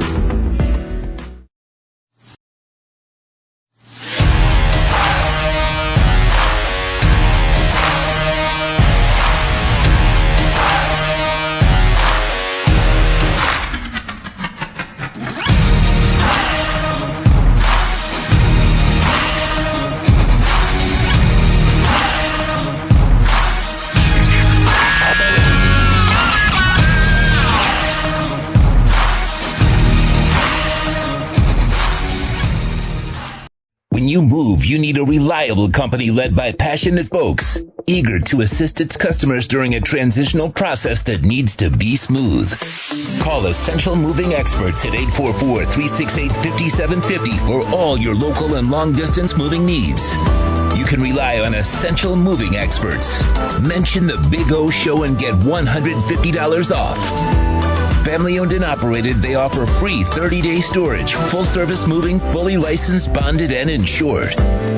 Moving was never so easy. EssentialMovingExperts.com. Welcome to Red Light Therapy, a revolutionary technology perfected by NASA to aid in muscle strengthening and recovery. Red and infrared light has the capacity to penetrate deep into the cell's mitochondria, potentially leading to increased energy, faster recovery, and the optimal performance your body demands. Train, fight, recover. The viewpoint, statements, or beliefs expressed on the following program by the host, guests, or callers are not necessarily the opinions of FantasyXS.com, Media Group Inc. ownership, management, sponsors, or website.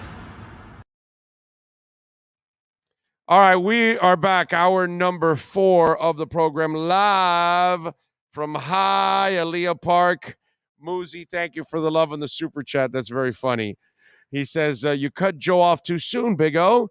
He was going to say Herbert is great at throwing pick sixes. Which is true. All that Herbert stuff, like, kind of calmed down, huh?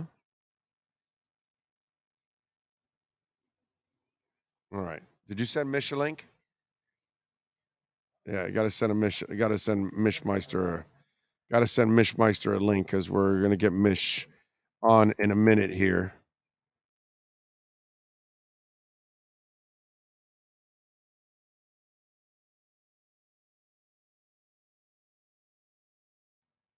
Okay. All right. Look at Flores go at the Steelers, where the D is worse than it was last year in most classifications and have allowed more yards in all but 2 teams. Yeah, that's actually a good point. That's actually a good point. Okay. We're going to get Mishmeister on. Frankie says, where are we watching a Clásico? Probably at home. I don't think I'll be going out to a bar or anything like that. Let me tell you something, guys. We work so much. It's like very few things I need to rest most of the time. And then when I go out, it's like, okay, I'm going to go to a concert or something. It's got to be some really, special, something that the wife wants to do or something like that. Does Joe Shad really think if Brian Flores was here, they would have won the Baltimore-Buffalo game? Yeah. Well, they did win the Buffalo game. The Cincinnati game is what you're saying, and they won the Baltimore game. I see what you're saying. You think they would have lost those? Interesting. That's very interesting. All right, let's switch gears here a little bit, and let's talk a little baseball with our favorite insider, and that is Craig Mish and our Welt and Rheaume Batters Box. Let's step in. Time to step in the batter's box with one of the best insiders covering Major League Baseball and the Miami Marlins, Craig Mish. The Batter's Box is brought to you by Welt and Rheaume Attorneys at Law. Personal injury, bankruptcy, or criminal defense. Call for a free consultation.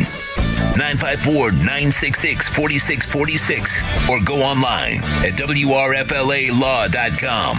Here's insider Craig Mish. How you feeling, Mishmeister? You feeling good? I like your hat. Good to see you. Thank you, sir. Thank you, sir. Nothing wrong with the little Perdomo cigars, baby. Yes, sir. How good are you at catching gooses? What'd you think of that? I thought it was geese. Geese, goose, geeses, whatever. Did you? How good are you at catching geese? I don't know. I mean, I got iguanas running around all over. I feel like I'm okay at that. I thought they did a pretty good job, but the people are already booing. I wonder if PETA getting after them or something. What they want to do, bro? I mean, you know, I like what they did. They wrapped it up with a towel. They kind of put him in the dark, and he's like, "Yo, where am I? What am I gonna do?" You know. Although, by the way, his landing was kind of rough.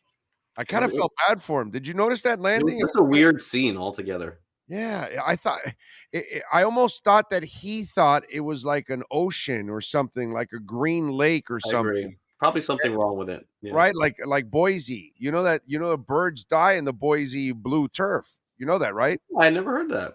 Oh yeah, that every once in a while they'll walk out to the blue turf and they'll see a bird dead, stabbed right into the ground. Because they think it's an ocean or something, and they dive in like if they're going to go for a fish, and they literally kill themselves by crashing into the turf. Yeah, I've had that happen before with a sliding glass door in the past, but yeah, not that. That is funny. That happened to my dog the other day. Bono, he just was whoop, whoop, whoop, whoop. He just ran into the glass door. Luckily, it was one of those that new glass, that hurricane glass. Whatever. Thank God, because with his head, I thought he was going to crush that thing. All right. So we got San Diego and the Dodgers tied right now. What do you? Will San Diego get over the hump, man? There's a lot of buzz. They kind of deserve some good shit to happen to the Padres, bro. Did we lose him? He froze. He froze. See if we can get him back. See if it unfreezes. See if he thaws out a little bit here. Warms up. Doesn't look like it. Nope. Right. Now he'll chime back in and we'll get him back and all that good stuff. Get to talk to him. Here we go. I don't know what happened there. I don't know. It's called the internet, bro. You know, it's kind of like cell phones. Nothing's been perfect. I'm on Wi-Fi now.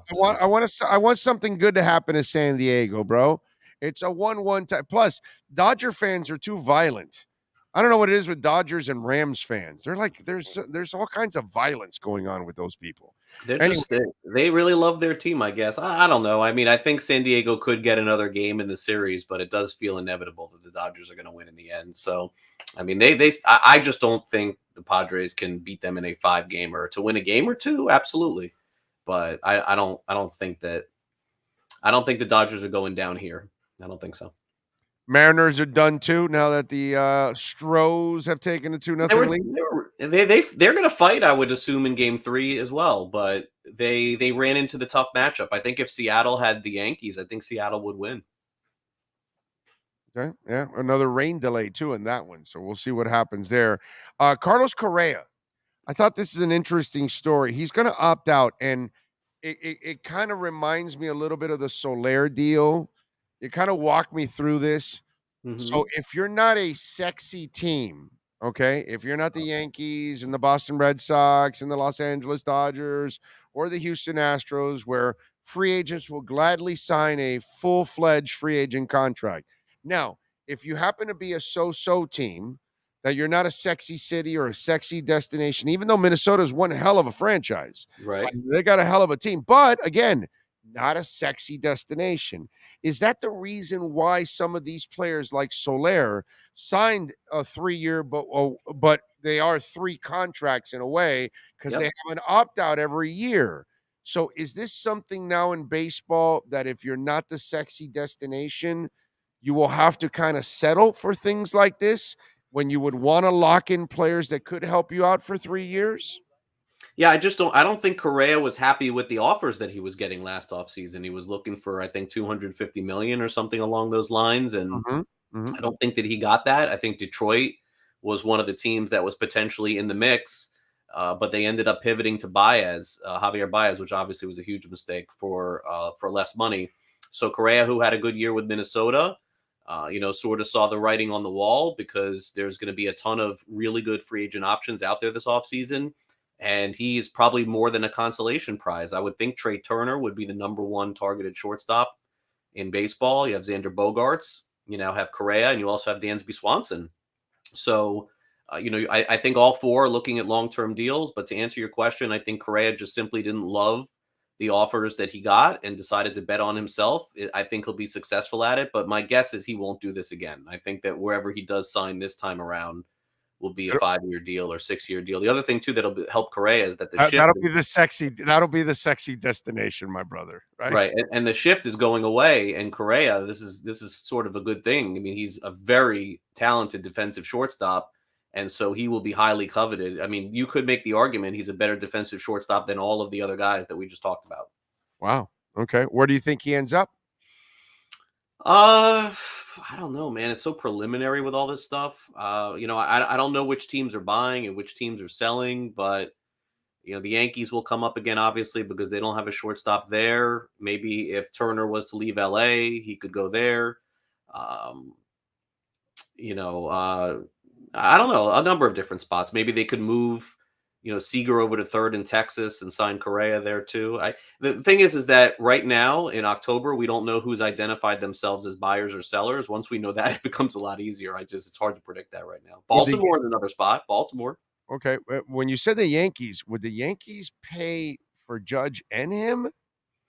What does it matter to them? I don't see them like George. I don't see them that maddening and spending like Steinbrenner would. Steinbrenner would do that. George would do that. I don't know. Look what they spent on Garrett Cole. Right, I get that, but you still have to sign Judge. So would they sign Judge? I'm not saying that they can't. Maybe Correa.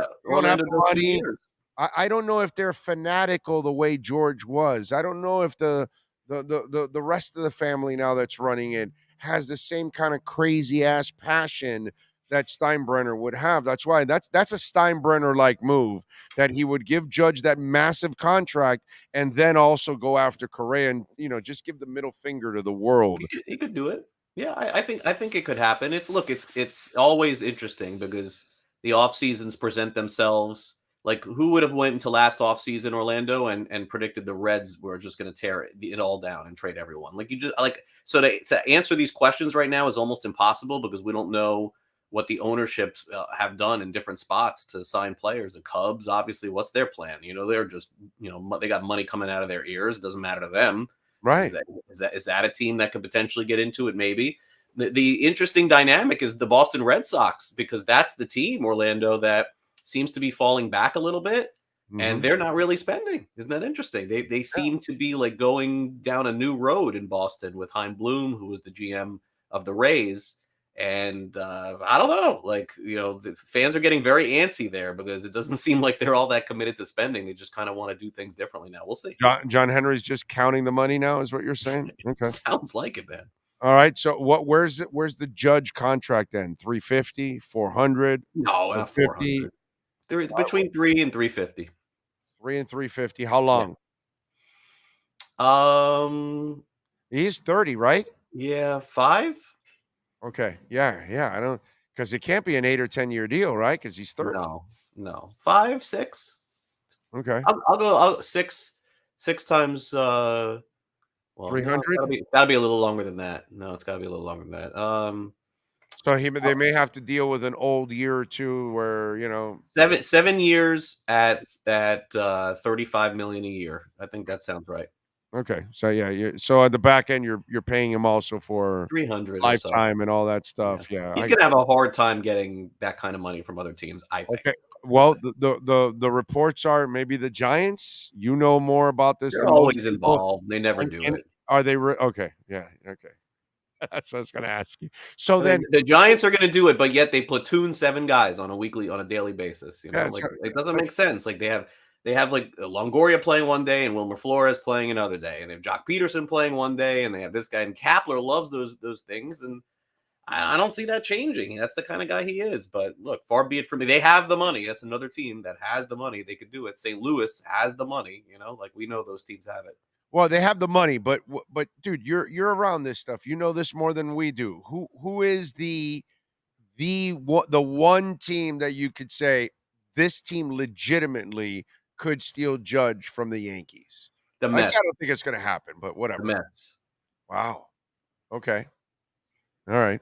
How by the way, how is Mets world right now after the year they had and then the exit in the playoffs here? Yeah, they should be disappointed for sure. Yeah. But again, they turned the franchise around. They won a lot of games in the regular season. Postseason baseball's being hot at the right time. They went the distance with the Padres. They went out with a big whimper. So they should be disappointed. I get it. But inevitably, I think they'll be right back in that position again next year. What probably burns the Mets a little bit is this great series going on with Philly and Atlanta, where they're done and the 2 other teams in the division keep going. So I think that probably burns them a little bit. Yeah, that's a fun series to watch too. Any Marlins news that we should be aware of? Anything that you're hearing out there you can share with us? Yeah, so so it's interesting what's going on now is they're doing their first round of interviews for their new manager. That's what's been going on this week, and I think that will continue into next week.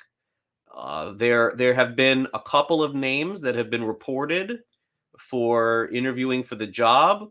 I've sort of chosen to sit this out a little bit because my understanding is that with the amount of people that they're going to interview, there are some that really legitimately are probably not going to get the gig. So just throwing names at the wall isn't really the job, I guess, for me to do at this point. I think that they're going to have a second round of interviews. And then at that point, I'll be able to share a lot more. So they'll go down from maybe like 10 to 4 or somewhere 5, somewhere along those lines. And then we'll get a clearer idea as to what's happening. But it's very complicated in the sense that the White Sox have an opening, the Texas Rangers have an opening, the Kansas City Royals have an opening, and Orlando, I don't think this is going to happen. But if the Cleveland Guardians were to come back and beat the Yankees, I mean, it's possible the Yankees would have an opening too. I mean, we got to call it what it is. You're not competing for the same manager with the Yankees, anyways. Are you competing for the same manager with the White Sox? Are you competing for the same? You think you are? I don't think so. Oh no, White Sox, no. White Sox, no. Kansas City would be the one. Kansas City, that's correct. Yeah. Kansas. So that's the dynamic here that's going on. Is their first choice that person's first choice for them? Right. And I don't know the answer to that just yet, and that will come into play, I think, more next week. But that might be why they're interviewing other guys that may not have a chance. Because realistically, it's not the guy they want. But if they lose out on the guys they want to these other teams, then they may have to settle for those. Because I know one of the things that these front offices do when they do have coaching or managerial openings, they always interview the candidates that they want, but they also interview some future candidates, guys that are coming up the ranks, and to see where they stand in the whole process of all of this. How prepared are they for this moment? What kind of wherewithal do they have right now to create a staff and those kind of things? So they want to find out about that. So there's also some work that you're doing, preliminary stuff for down the line. You're planning just in case you have to fire the guy you hire. in a year or two, that might be the interim type guy that you bring in or something like that. So I know that they're doing a lot of that kind of stuff. And plus, remember, they let go of a lot of people in the organization over the last week or two. Good point. And maybe some candidates aren't even managerial candidates. Maybe they're player development candidates or something else. And so I've been very hesitant to throw names out there just on this first round. But I think at some point I'll be able to go through everybody that was interviewed and exactly what happened and everything. But right now it's a little touchy because some candidates don't even want their names out. Some are, obviously being fed through the agents. It's been a dynamic that it's new for me since Mattingly back in 2015. But what I would say is that I did a piece in the Herald a couple of weeks ago where I named 6 managers as possibility for the Marlins. And I feel like 5 of those 6 that are in there, I think their new manager is going to come from that list. It's my opinion. Give us the 5 names, by the way. Sure. I'll give you all 6 names of the people that I talked about in there. And I don't know if I could do that. I did it alphabetically there, but I don't know that I could do it here because I'm on the spot. But Mark DeRosa was one of the names that was in there. So that's 1. You have Raul Ibanez was the second one. Pedro Grifol, the bench coach of Kansas City, was another. George Lombard, the bench coach of the Detroit Tigers. Joe Espada, who everyone's familiar with. He used to be a base coach here with Miami. And then Matt Quartaro, who is the bench coach in Tampa Bay. So those were the 6 that I named. I can't say for sure, but I'm very confident that their new manager is on that list, I think. Interesting. All right. Follow him on Twitter at Craig Mish. And, of course, catch him weekly here in our Batter's Box, brought to you by Welt and Rayom. And, of course, you can catch him on the Sports Grid every day. Tell him about the Sports Grid, my brother. Yeah, I have a show coming up here at 2 o'clock Eastern, so we got to get ready for that. We're going to be picking some games against the spread this weekend, talking about there's a new proposition that's set to get voted on in California as to whether or not sports betting is going to be legal in your former neck of the woods, San Francisco. We'll find out about that next month. So that's a hot topic right now on our show. Naturally, the NBA starts on Tuesday, so that's part of what we're talking about as well. And then naturally, we'll spend as little time as possible on last night's football game, which, I mean, I don't know if you have a solution to this, Orlando, but I would bet 5 years from now, Thursday Night Football is done in the NFL. I mean, this is no. What's going to happen is they'll add more teams. They will eventually add a second bye week. And they will keep it because they're making too much money from that. And what will happen is you'll have a bye week before that game. From something's got to change. It won't change in the near future. It's going to be terrible, like it's been mostly terrible for several years. But the problem is, Mish, a terrible football game outdraws almost any television program or sporting event out there, and that's how sick we are of this game. We follow this game so. I know it's a drug we can't live without, dude.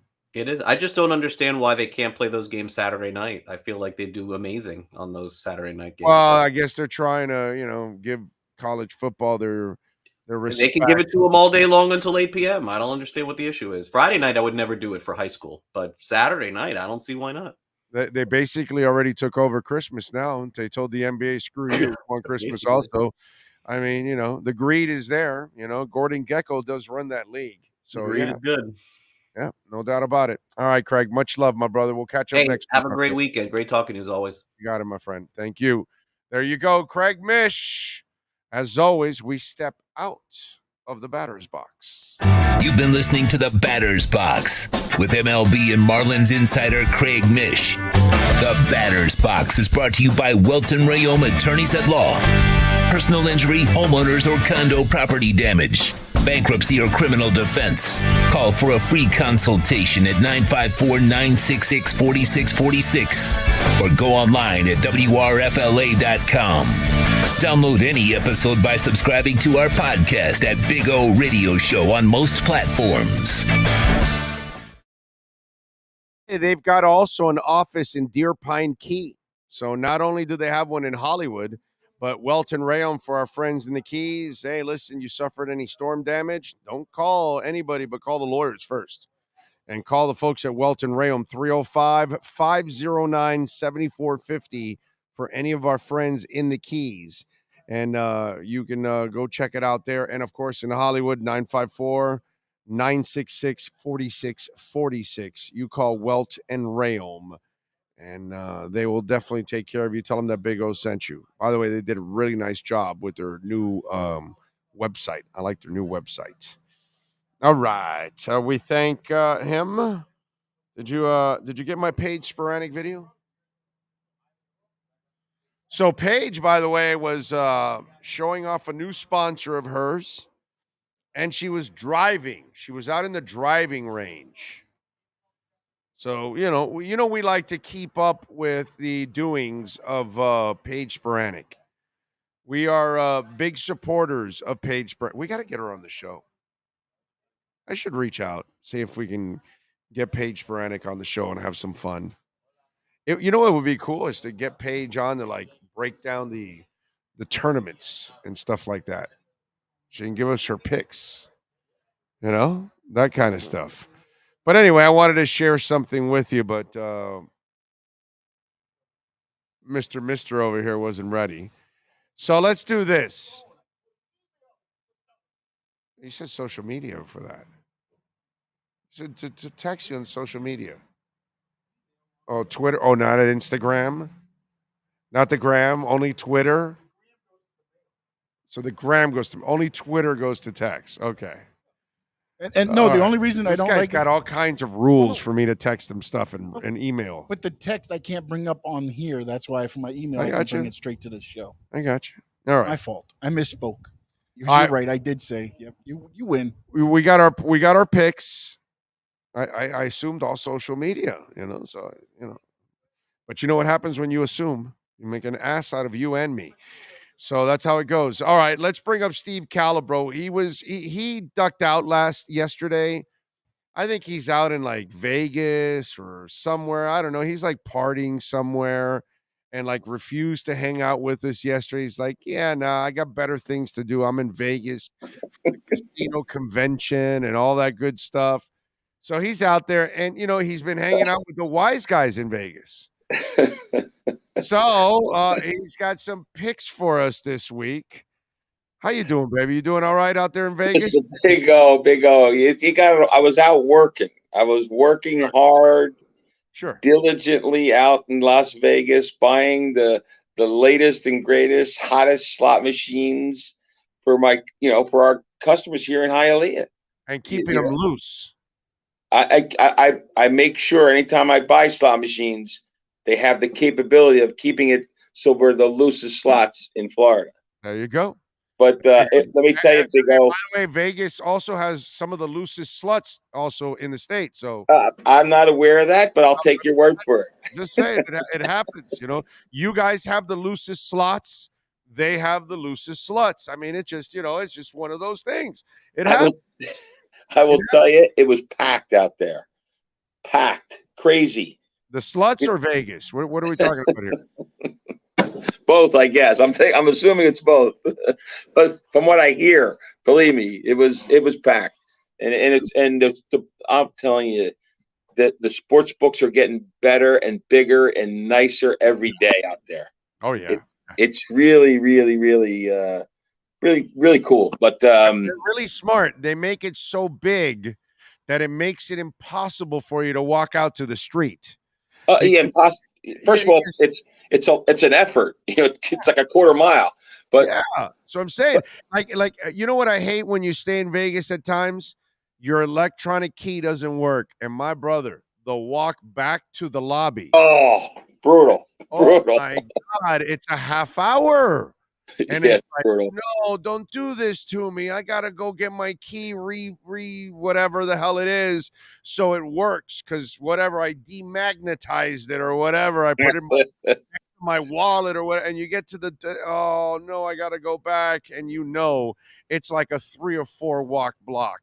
That all the way back, and you're like, damn, dude. That's why they're so smart. They make them so big, and they put everything inside, so you never have to leave. I stayed at the Venetian, which was beautiful, right? Oh, I love that place. just beautiful. You know, the combination of the Venetian and the Palazzo. Yeah. Right? It's really two giant buildings connected, right? Did you go to the sports book in the Palazzo? Absolutely. Beautiful. That is my favorite sports book in Vegas. It's really nice. I mean, the stadium seating, then it's got the caves that are all the way around, and then it's got the caves on the outside that are facing the street. Yeah. So you're seeing the strip, and then you've got these couches that you can relax, and you got, multiple TVs to watch the game.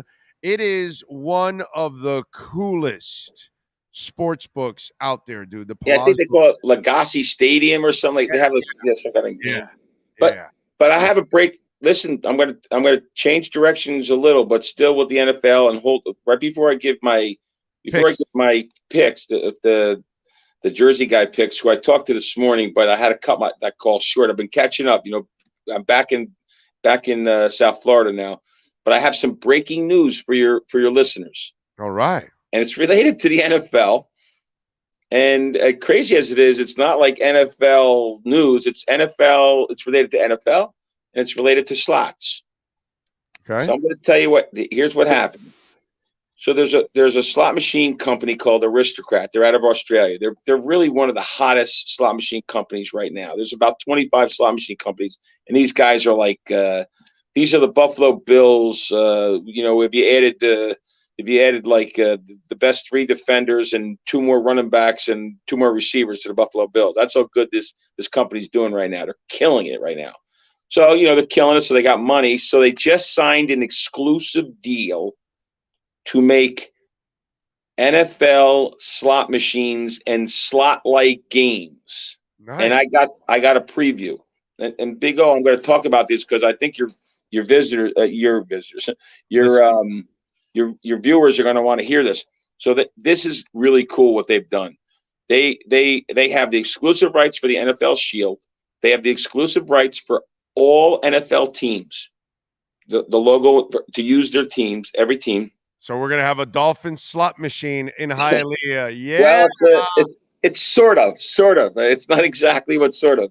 And then they have the exclusive rights for an entire collection of the NFL videos that the NFL owns. Okay. So they can integrate the videos into some of the slot machines. But let me tell you, can we have a Tua slot machine? Well, I don't know if you can. They own the rights to all the people. Don't get too mad and hit it. It easily gets tilted. I'm sorry. Go ahead. I'm sorry. That might happen with a couple players. I couldn't help myself. Go ahead. I'm sorry. So listen to this. I'm going to describe the machines. Now, let me just notch it down one. So this is brand new news. It was announced during the week, and it's not going to come out till about 2 months prior to the next season. Making slot machines is like when they're doing a car. It takes all this development and all kinds of. They don't just pump them out as quickly as I wish they would. But so they've announced it. I got to see the protocols, the prototypes, and I got to play them, but they're not in a situation where they can make them in mass quantities yet, and that will happen just in the late spring, early summer of next year. Nice. The one thing that I saw, and I want to try to get it, is this giant wheel. Imagine a giant wheel that you see. Yeah, sometimes the table games, they have the big wheel on the table games.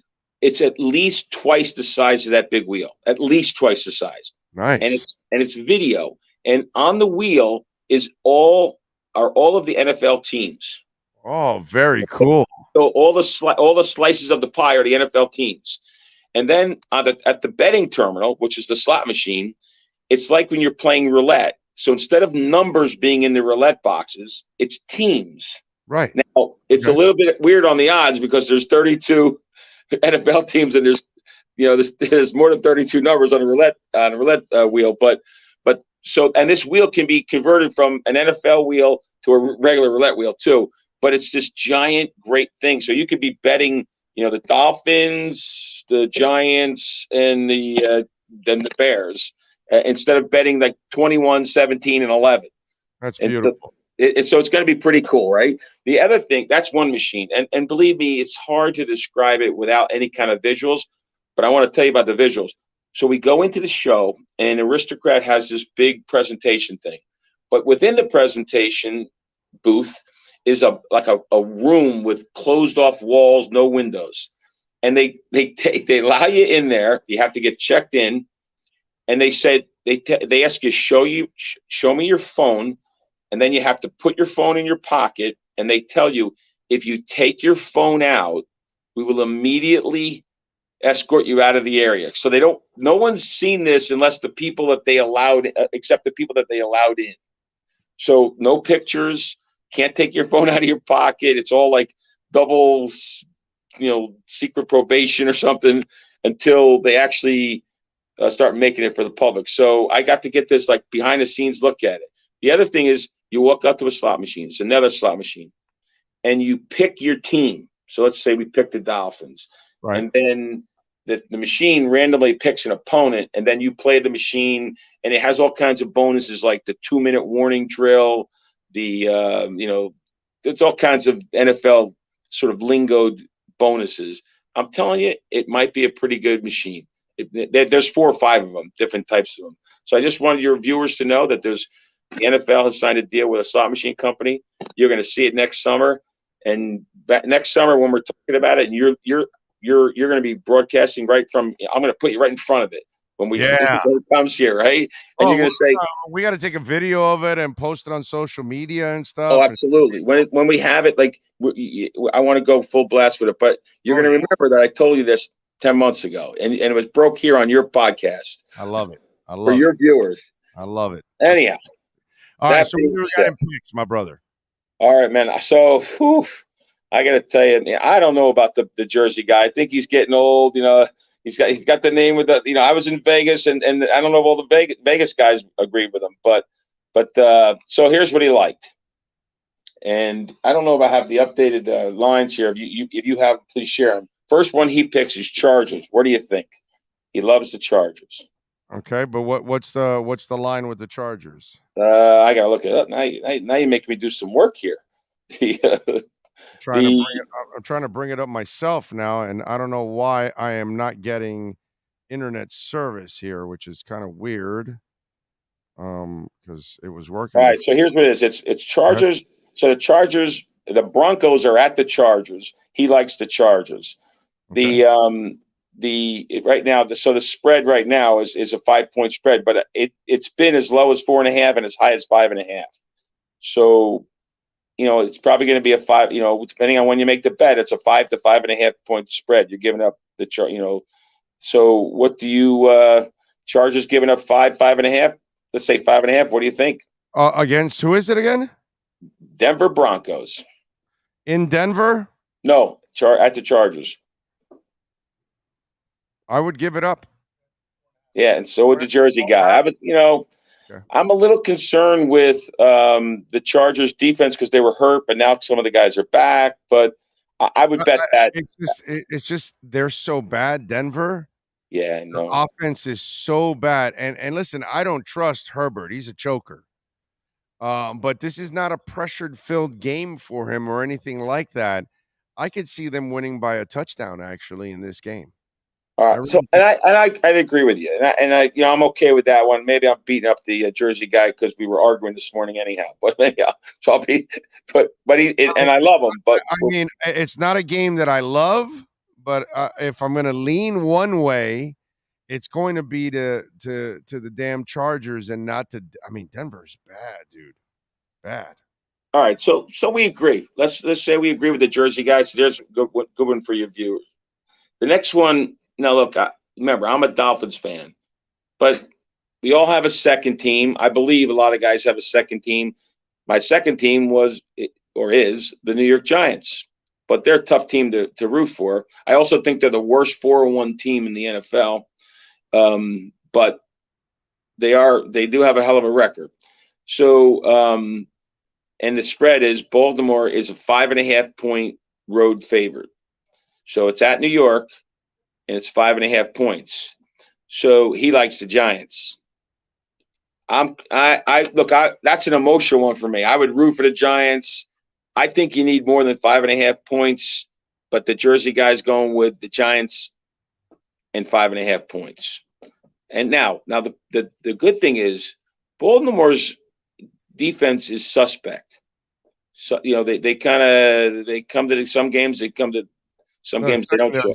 Secondary gives up some plays. Yeah, a lot of pass. The passing game is a little bit of but think about what we're saying. It's Daniel Jones. Here's a guy that Saquon's playing well too. Saquon's playing great, but I don't like look. I think Saquon's playing the best he's played in a long time, obviously, right? Like everybody. But for me, as a Giant fan or an ex-Giant fan, the Daniel Jones is an interesting situation in New York.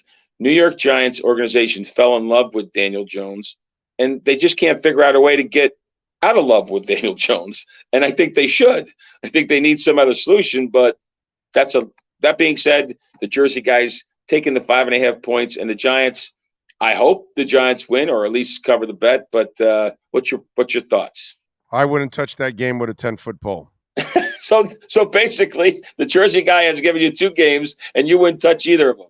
No, I wouldn't touch either of them. I would lean to the Chargers if I have no choice because because Denver's so bad. You know what I mean? If it's a tight game, I would be worried about it because I think Herbert is one of those guys that folds in tight moments. But yeah, that's the only one. With the Giants, I'm not buying them either yet. I need to see a lot more before I'm convinced that the Giants actually, have a really good team. I will tell you this, Big O. That coach is fairly impressive, though. Yeah, he's done an excellent job. Excellent. I mean, he's got some gazungas, where he's making difficult calls.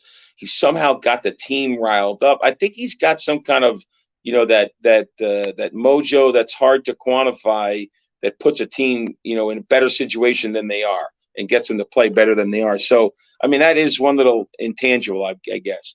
The last pick by the Jersey guy. Oh, by the way, last week the Jersey guy was 2 for 3. He was 2 out of 3 last week. Okay, yes, that's right. And I beat him up last week too. So the last one is he likes the Colts over the Jaguars. The Colts are at home, and they're a 2.5 point favorite. So I don't know the I kind of think that the Colts are going to beat the Jacksonville Jaguars. Jags are not that bad. I know. I'm waiting for the Jags to have a better season. I don't know. He's got some balls this week, bro. That's another one I wouldn't touch. Yeah, so he's got 3 tough games. Yeah, Colts over the Jags. So, but I want to go back after this. Now we've given the picks. Let's see next week we'll talk and see if he's maybe he's lost his mind. I don't know. Let's hope the Dolphins can win with Skyler, my brother. Let's hope that. All right. We talked about a nice victory on Thursday. Before I leave, I got to run in about 5 minutes here, but I did go to the game in New York. I remember. I don't know if I told you. I went to the game. I flew up there. I was in the parking lot next to the other Dolphin fans, but there was a lot of Dolphin fans everywhere. I'm going to tell you where I parked was the parking lot next to where the what were you calling it? The MetLife takeover. The takeover, yeah. I was just a little south of them, and there was 10 cars around me. Probably 4 of them were Dolphin cars. I just kind of got lucky there. We had a nice little pregame party, a little tailgating, and it was real nice. But tough game to watch. I mean, I walk in, I sit down. Oh, by the way, I'm going to go in sequence. So great tailgating party, had a nice fun time. The Giant fans were nice.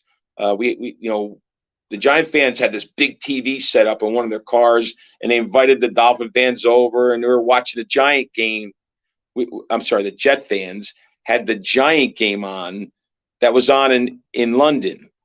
At the time, we're watching the London game in the parking lot with the Jet fans and the Dolphin fans. It was kind of a nice experience. Then I walked to the stadium, MetLife. Let me tell you, horrible. If I just hope somebody from the Giants organization listens to the podcast, it was downright dangerous. It was unsafe. Getting into the stadium, there had to be 10,000, 15,000 people standing, and they were going through lines, and it probably took me about 30 minutes to get through. And I was waiting for some fight to break out. the Giants organization they fumbled in terms of getting into the stadium. So we get into the stadium literally like 5 minutes, not even 3 minutes before the game starts, because I wanted to get there a little earlier, but now I'm out there waiting 40 minutes. I sit down, less than 2 minutes later, Bridgewater's out. And it was a tough game. It was a tough game to watch, And then I thought at one point, though, think about how, it was a tough game. And then at one point, the Dolphins are down 19-17. And Sanders misses that long field goal, which is a tough field goal to hit. Sure. And then it's like the wheels fell off. Yeah. He missed that field goal. What ended up happening is what was going to happen. You have a young quarterback. Things went awry. It was a game for 3 quarters. And the fact that you made it a game for 3 quarters where your third stringer was a miracle of God. And, you hope that this week now you're able to, get the kid to practice a whole week. Maybe he'll be able to perform better. I was actually pretty proud of the team last week overall because they hung in there, and it was a difficult situation. And without your starting tackles, without your starting corners, and your number 1 quarterback, and you're down to your third, it's just nearly impossible to win without those important Absolutely. pieces. Look, I think Skyler did a decent job. I think he did it way better than I thought. He did a solid job. Job. I think he did a great job. We had the 1 interception. Okay, that's going to happen for a young guy, but it was fun to watch. It was fun up until it fell apart there. And this week I'll be at the Minnesota. This week I'll be home with the Minnesota game, and that's going to be. I'm hoping for the best. I'm not a big fan of Minnesota, and I'm not a big fan of Kirk Cousins, so I'll be rooting strong. But you're not a Kirk Cousins believer. Not even a little bit. I think. I mean, I don't know. Just something about him. I think he's just, just kind of plodding through his career. He's just a guy. Yeah, he's okay. He's adequate. He's in an adequate organization. It's like average. It's middle of the road. 10 years from now, we're gonna forget the name Kirk Cousins. We're not gonna remember who he is. Probably. Well, maybe you guys, you like that. We might end up bringing that back every once in a while, and then he might be remembered more for you like that than actually his career. All right, Steve. One last thing. We'll catch up. Oh, okay, go ahead. Yeah. Next week, we'll be in person, me and you together. Okay. After the show, you got to go drive the Ford F-150 Lightning pickup truck. It's fast as shit. I mean, it's fast. It's a nice looking truck. We're giving it away on the Saturday after Thanksgiving. Just come on in, play your slot machines, and you earn entries as you're playing. I'm just going to warn you ahead of time. Once I get in the truck, I'm not getting out. Okay. Sounds like a plan. Just saying.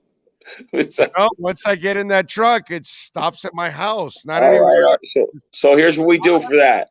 I'm just saying, Mr. Brunetti, I am going to do a David Copperfield next Thursday. I'm just saying. All right. Well, I'm glad you told me that because Steve, not me. Okay. We have. Where's he going? All right. Well, we have. What's he doing? Listen, you're making a colossal error here. You're making a colossal error. You shouldn't have told me that because now I'm going to have we have off-duty cops from Hialeah that work here at the building. So I'm not going to have to station them at the exit so they can chase you down. They'll catch you down on Palm Avenue or something. I know all the entrances and exits of this place. I'll find other ways. We have ways. Yeah, you probably could sneak out of one of them. Yeah. All right, Big O. All right, my brother. We will catch up next week, my friend. Thank you. See ya. Take care, man. Good luck.